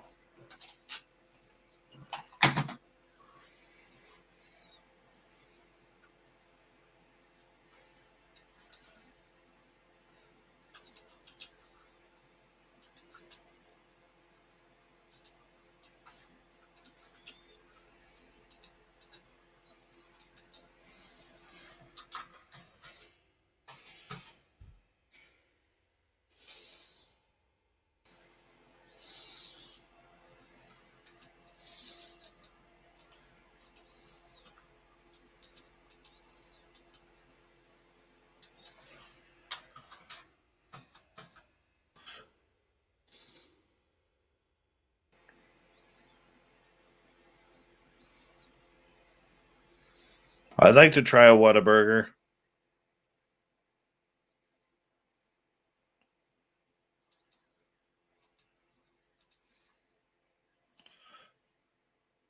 Chad Smith, you got to edit every episode, man, and have it for the next morning for the radio stations so they can put it in their run for the following day.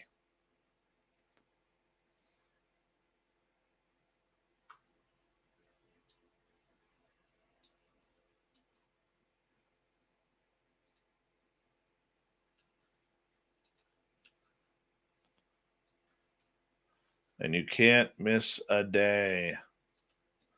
Ever.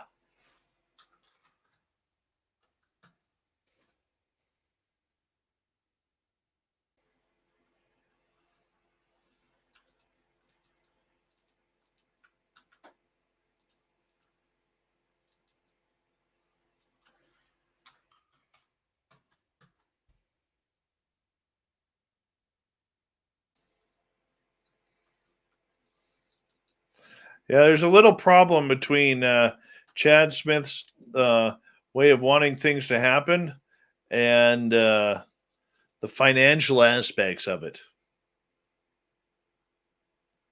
Good night, Nikki.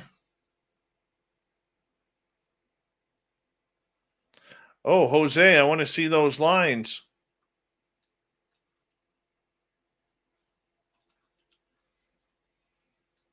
I really liked Jay tonight.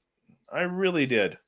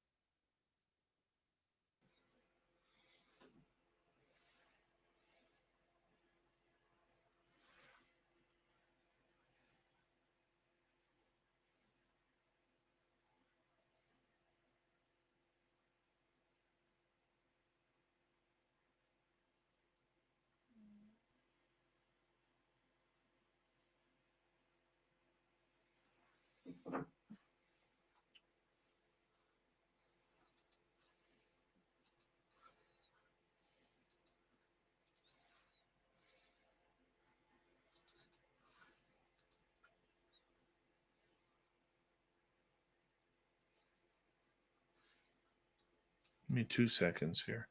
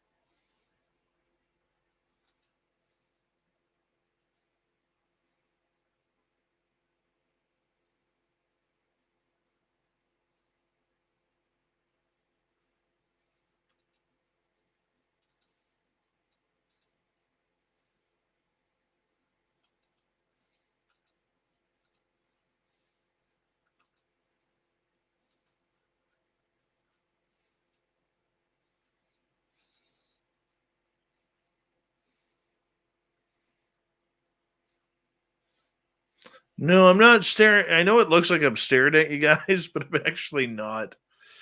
Oh, I'm at that point now. Do I grow the beard or do I not? I don't want to grow the beard, but I may have to. I've already gone this far.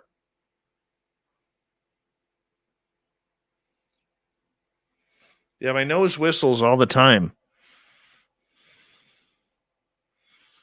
Well, see, now it's not going to do it because I know I can barely breathe out of my nose.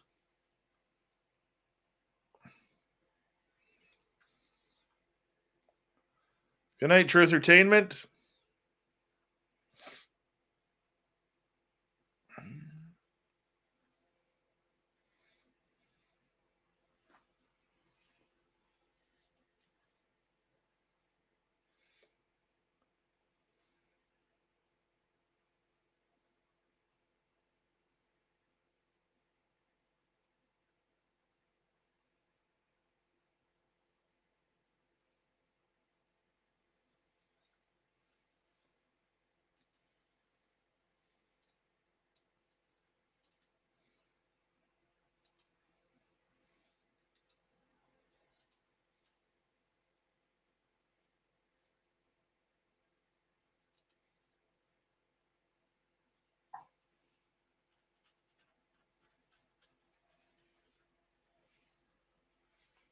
Science Bob and friends tomorrow night, everyone.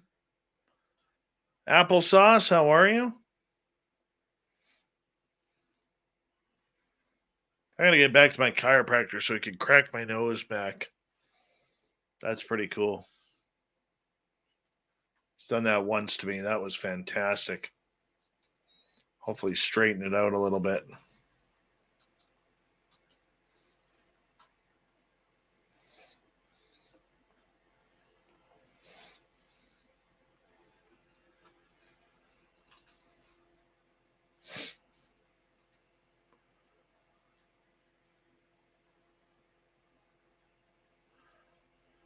I haven't seen any lines, Jose. I'm looking, man. I don't see any lines.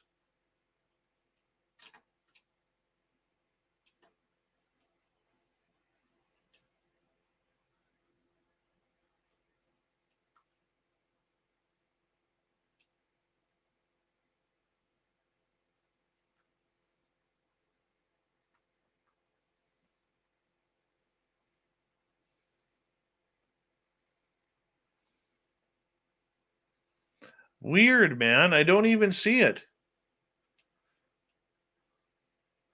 That is so weird. Copy and paste it again, man. I don't even see the post. This is what happens with YJ's questions, too. That he, ripped me a new one saying that I'm ignoring his questions. I honestly never saw them.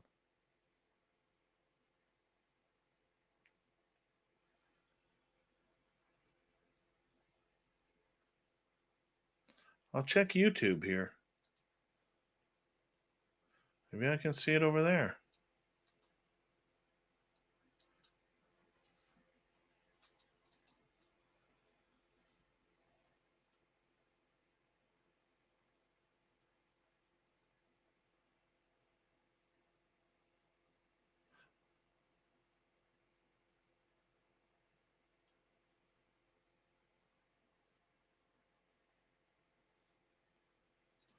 Go to live chat.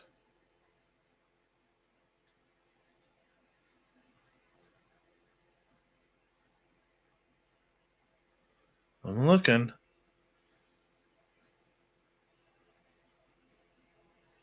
Okay, here, Dave, I thought of a couple of lines for Mr. Cowley. Okay. Honestly, dude, I don't even see him on YouTube. That kind of bugs me, man. I don't get it. I don't get it.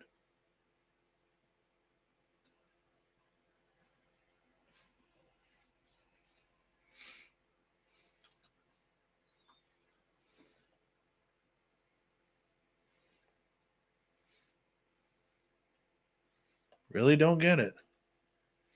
I'm sorry, man. I honestly don't see it, Jose. He winks at the crack of the morning as he says, "Hey to all," as Dave signs a tune, sings a tune of as Andy hears his call, Mr. Cowley. Ba, ba, ba. Where is my John Hudson tonight? John Hudson, where are you? Where are you, John Hudson?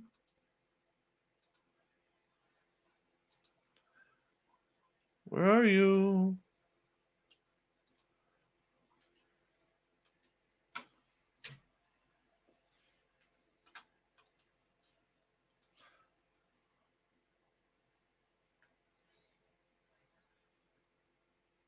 He wakes at the crack of the morning as he says, "Hey to all." Dave sings the tune of the Aussie, and Andy hears his call, Mr. Cowley. Ba, ba, ba. Welcome back to the show. Ba-da. Oh, Mr. Cowley. Ba, ba, ba. Loves his spaced out radio. Good stuff.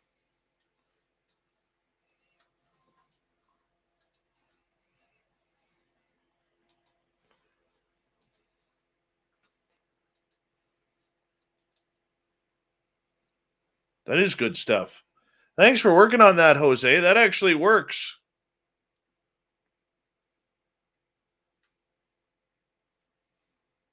Hey, see you, Sonny. Have a good one, buddy.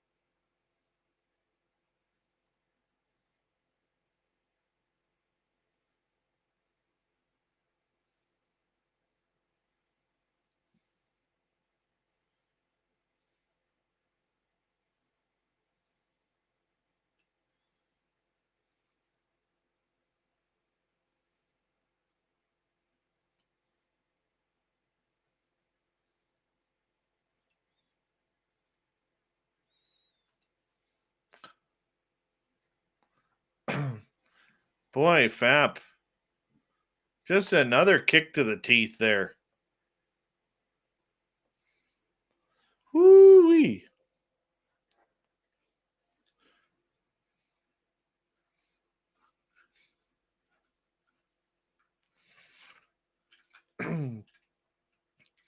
One of those shows. John should be here any minute. Don't you worry, never fear. Little Johnny will soon be here.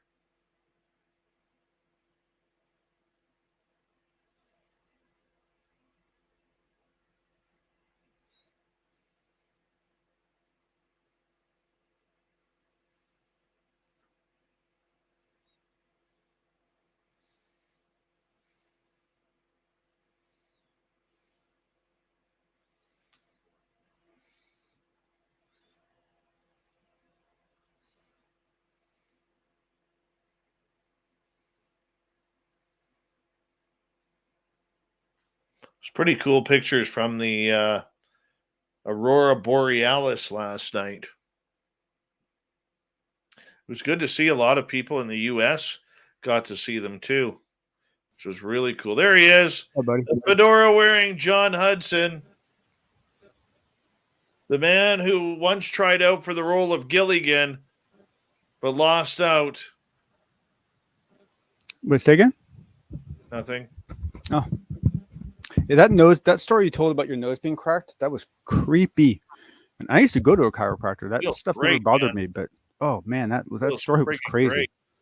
What am I doing here?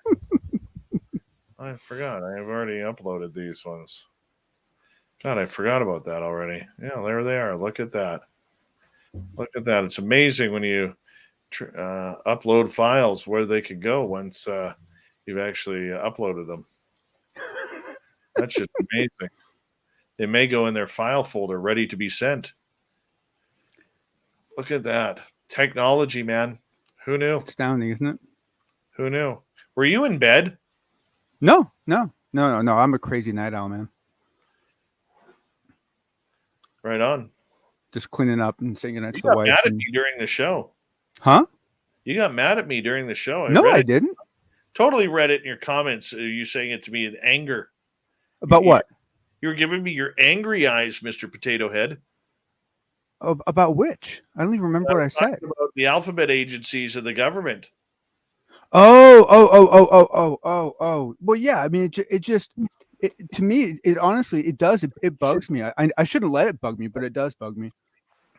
Hi, Hector in Mexico. Good night, Jose.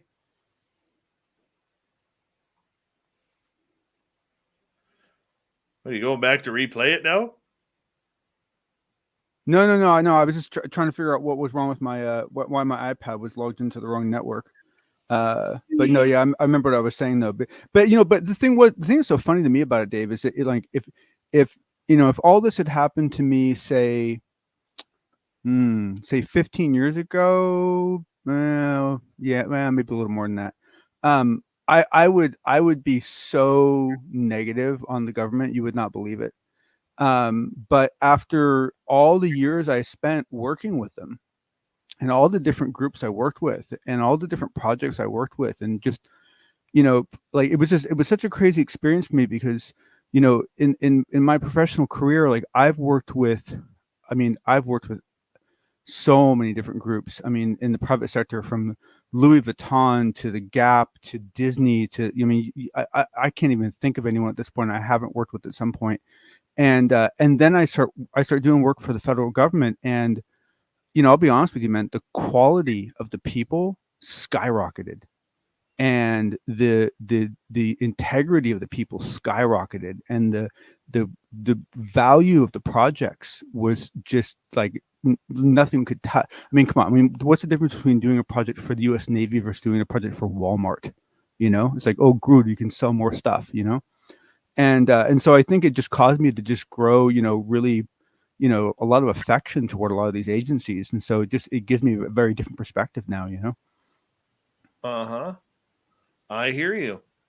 But you still can't trust them. Well, you shouldn't trust any organization flat blank. You can't say any organization is all, I mean, I met a ton of people in the different agencies that just, I've always had respect for the Marine Corps, but I remember meeting with this one guy in the Marine Corps. He drove me up the wall. But it has to be done on an individual basis. Oh, very right? true. Very true. No one should get a blank check, right? I mean, you shouldn't just trust, and I mean, to me, it's you're a good example of this, in that essentially, you were certainly, I wouldn't say overly, but you were certainly critical of Elizondo in the beginning. And after a period of time, after learning what you did, eventually getting to actually talk to him, get to know him a little bit better, maybe not great, but a little bit better, you decided that, he wasn't such a bad guy before, and so to me, that's like that's a good approach to take. Look, everybody says I was critical of TTSA. I wasn't, dude. All I was telling people is just sit back and watch what they do, and then make your assumptions. Don't jump on the bandwagon and just be like, these guys are taking us to the fucking Stanley Cup. Right? Yep. We haven't even begun the playoffs yet, man. It's like a TTSA fan is like the Toronto Maple Leafs fan. The minute they came out, they immediately thought they were going to win the Stanley Cup. Okay? And they're still sitting on Yonge Street in Toronto in their lawn chairs waiting for the parade when we're not even in the playoffs yet. Yep. I mean, the one thing I will say though is that for a lot of people, TTSA was their very first introduction to this whole topic, and so they didn't have any, they didn't really have any reason to doubt them, because essentially a lot of people perceived them as just another California startup. It was just, they had a different business model, but it was still it was a California tech startup. They were going to basically, get technology from someplace else and productize it. And, that's how a lot of us, that's how I heard about TTSA. I heard about it from my tech friends. Like, they were messaging around. It wasn't about UFOs.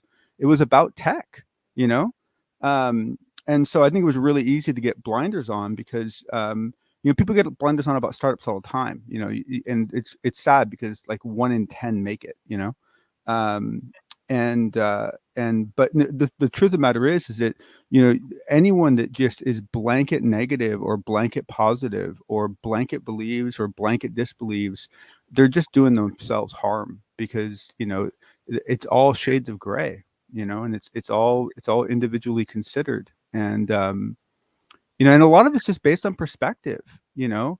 I mean, there are things that you know, for example, I mean, there's a couple of people in this community that, you know, have done things that, you know, yeah, okay, I wouldn't do them myself, but they aren't things that push my buttons, you know. Mm. And so it's easy for me to let them go and just look at the positive side of those people. And then, you know, there's other things people have done that just really get to me, you know. And so I'm like, you know, I don't, you know, I don't trust that person for this reason, you know. And a lot of times, you know, other people feel completely the opposite I do. So, you know, and that's, I mean, that's human, you know, that's how it goes. Whoever looked at an artichoke and said, "Oh yeah, that's yummy"?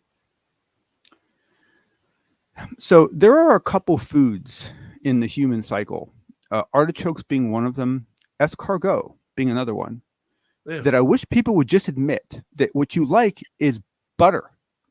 Just eat the bloody butter, because that's all you're doing. You're coating it in butter, or you're coating it in salt, or you're coating it in something else, and you're just using it as a delivery engine get to eat that. Oh man, like you're eating slugs, man. I try to yeah, no. Escargot, you're eating slugs. And all you can taste is the butter and the garlic. It's like, if you like butter and garlic, put it on bread. You know, it's like, I mean, seriously, like honestly, it's disgusting. You're eating slugs. I don't people, you know, the slugs that you find in your garden? You're eating that.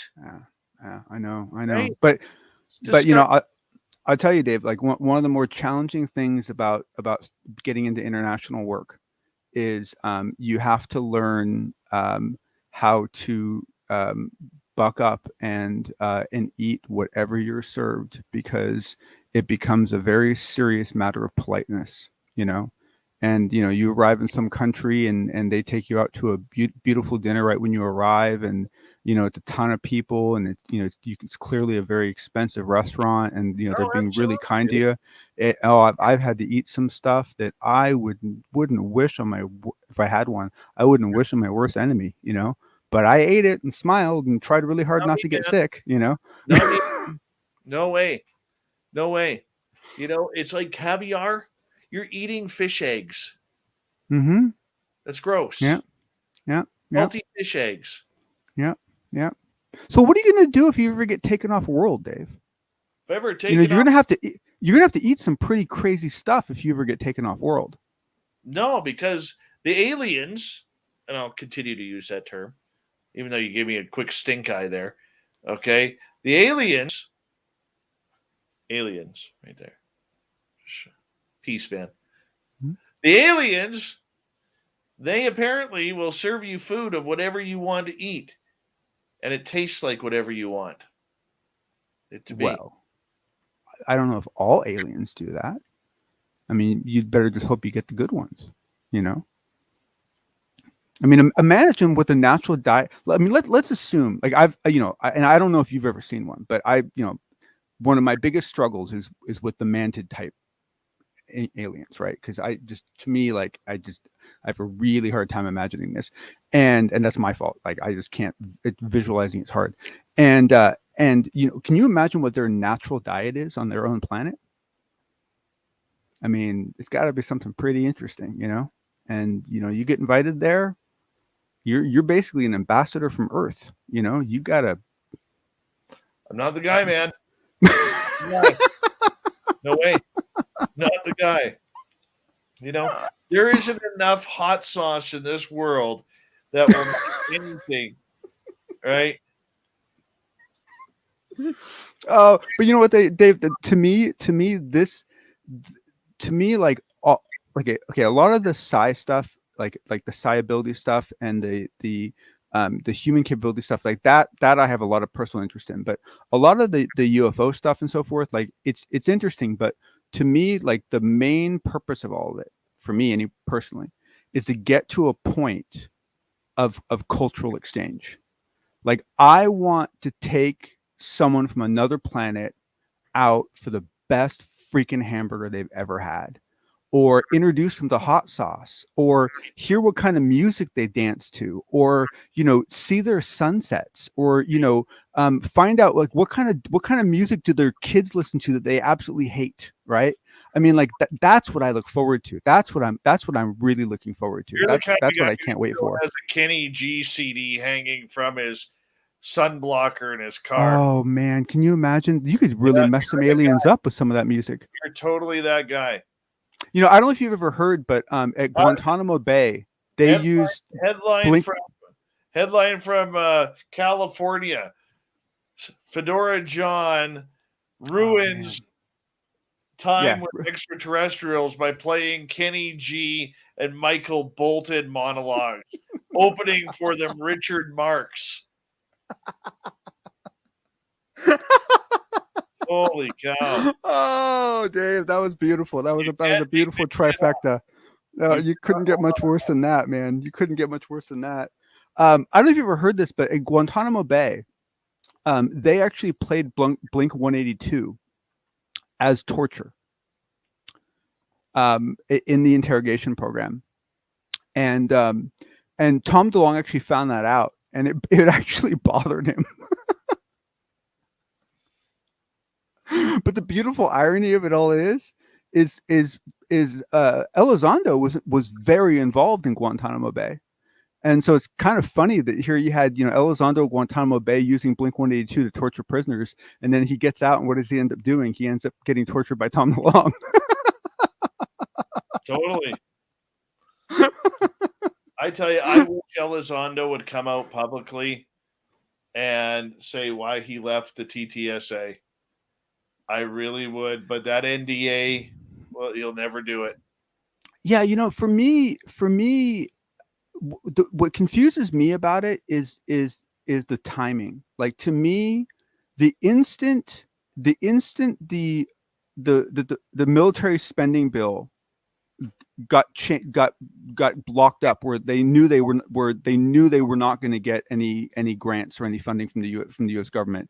As soon as that happened, the entire non-entertainment sector of TTSA vanished, right? Because they tried to get it with the stock money, they couldn't do it.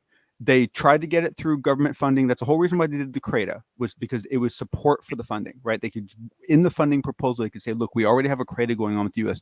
Army, right? But because everything was going on with COVID and everything, no new contractors were taken on that year, right? So the instant that happened, everything should have shut down. Justice should have left. Everyone should have left except for the entertainment people. But for some reason, they held on for like another 6 to 8 months.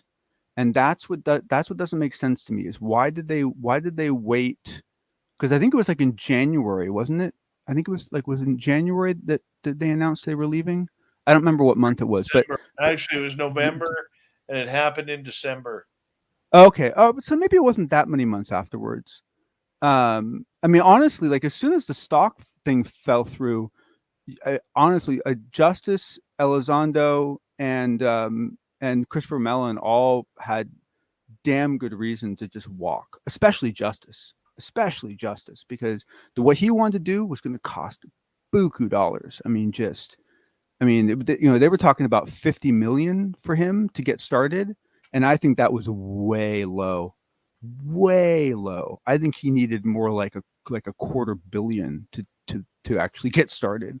But yeah, I agree. I mean, I would love to hear, someday we'll get the back channel, did you hear about the book that came out? The predecessor to Elizondo. I can't remember the guy's name because it's a hard name to pronounce, like Lakaski or something like that. Yeah. He just came out with a new book. And freaking Kelleher and George Knapp. Yeah, they co-wrote it with him, but it's supposed to be quite the tell-all. What I find kind of interesting is that everyone's all other than complaining about the book title, the book cover, everyone's pretty excited about it, and ultimately, it's the same thing that Elizondo is talking about doing that everyone's giving him hell for. So it's kind of funny, but Yeah, I'm actually hoping to read that. It should be interesting. I've already seen some sections of it, and there's some pretty inflammatory language in that book. Specifically, the part that caught me by surprise is that in one part it specifically says that some of the federal agents that attended Skywalker not only had hitchhikers follow them home, not only did they have activity at the house, but that activity resulted in children being harmed. Well, here's a quote from the book. And it says, further down the dinner table sat Luis Elizondo, who worked collaboratively with Axelrod and was at the office of the Undersecretary of Defense for Intelligence. Elizondo looked dapper with jet black hair and was considered a brilliant special agent and analyst with a lot of expertise on counterintelligence investigations.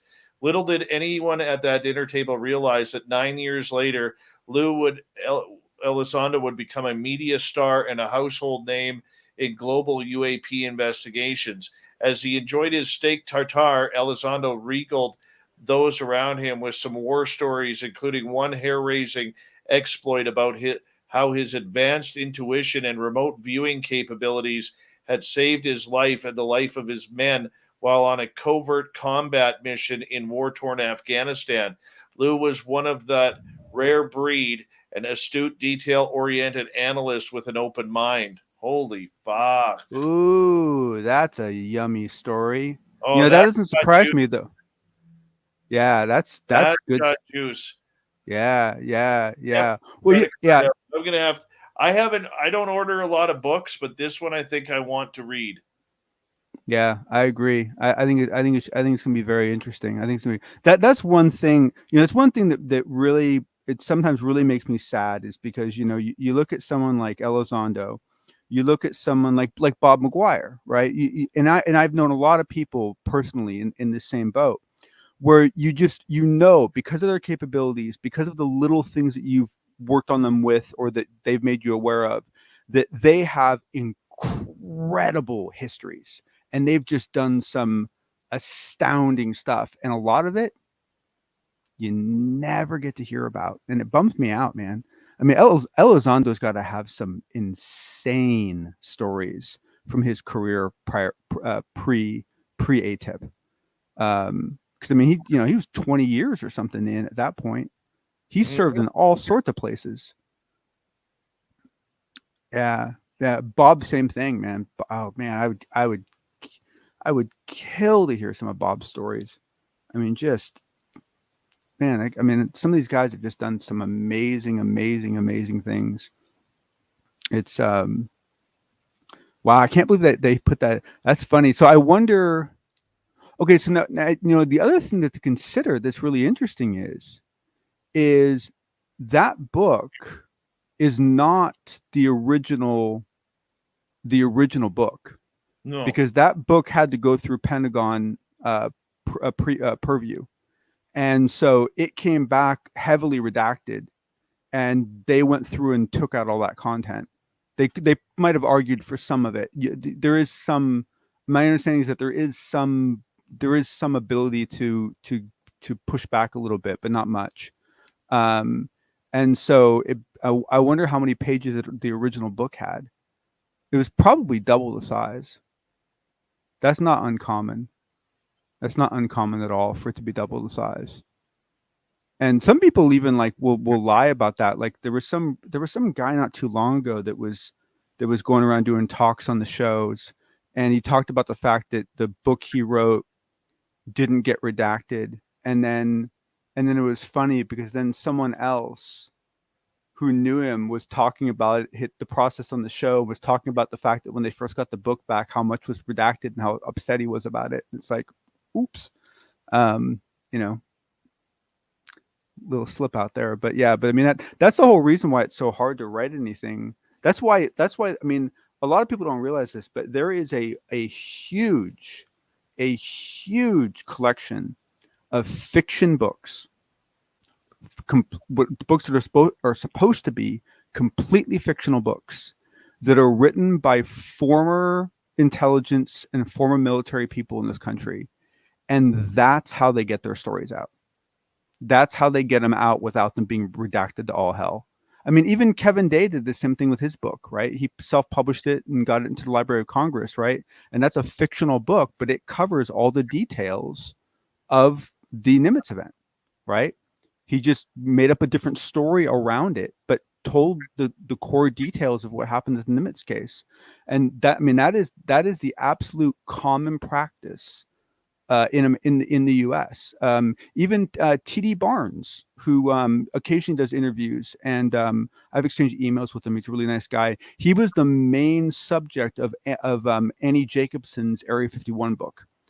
T.D. Barnes was like her main source for that book, and she actually helped him become an author after that book. And he's written several books, but most of the books he's written are fictional, and it's because it's the only way he can talk about what he did. I mean, it's the only way you do it. So it's it always kind of interests me when people push and force and try to come up with a nonfiction book, because it's to me it almost seems, I don't know, it almost seems prideful in a way, because they know that it's going to get whacked. Because I mean they'll redact all sorts of crazy stuff that doesn't make sense to you but makes sense to some other program. Right. Yeah, Well, but it should be a good book. John, we're going to shut this down because I do have Yep. to get up with my boy in school in the morning. And but thank you to everybody listening in. We'll do it all again tomorrow and stay late with you with the fedora wearing John Hudson after the UFO report. I want to say a big thank you to Nicholas, Space Cow, Alicia, Patrick, Science Bob, Spooky, Kirsten, Red Panda, Surf Jer, Starlight, and Anya for the amazing super chats. Remember, if you're new here, hit that subscribe button, ring the bell. We're here 7 days a week. I want to see your comments on this show and others. So let us know. Wasn't he awesome? Let's get some conversation going in the post show as well. So make some comments. Tell us what you think. We'd appreciate that. Tomorrow night on the show, Science Bob and Friends. As we got Bob McGuire, Jeremy McGowan will be our special guest tomorrow night. And it'll be a good show once again with Science Bob. Big thank you to all the veterans tuning us in. You always have a safe home here on Spaced Out Radio. Go to our store, spacedoutradio.com/shop. We got great swag for you. It's a great way to support what we do on this show. And follow us on all social media platforms at Spaced Out Radio on Twitter, at Spaced Out Radio Show on Instagram, and for me personally, at Dave Scott SOR on both Twitter and Instagram. We'd appreciate it so much. And thank you to all our regulars who are here nightly. Much love to each and every one of you. And we will talk to you guys very, very soon, like literally in almost just over 21 hours.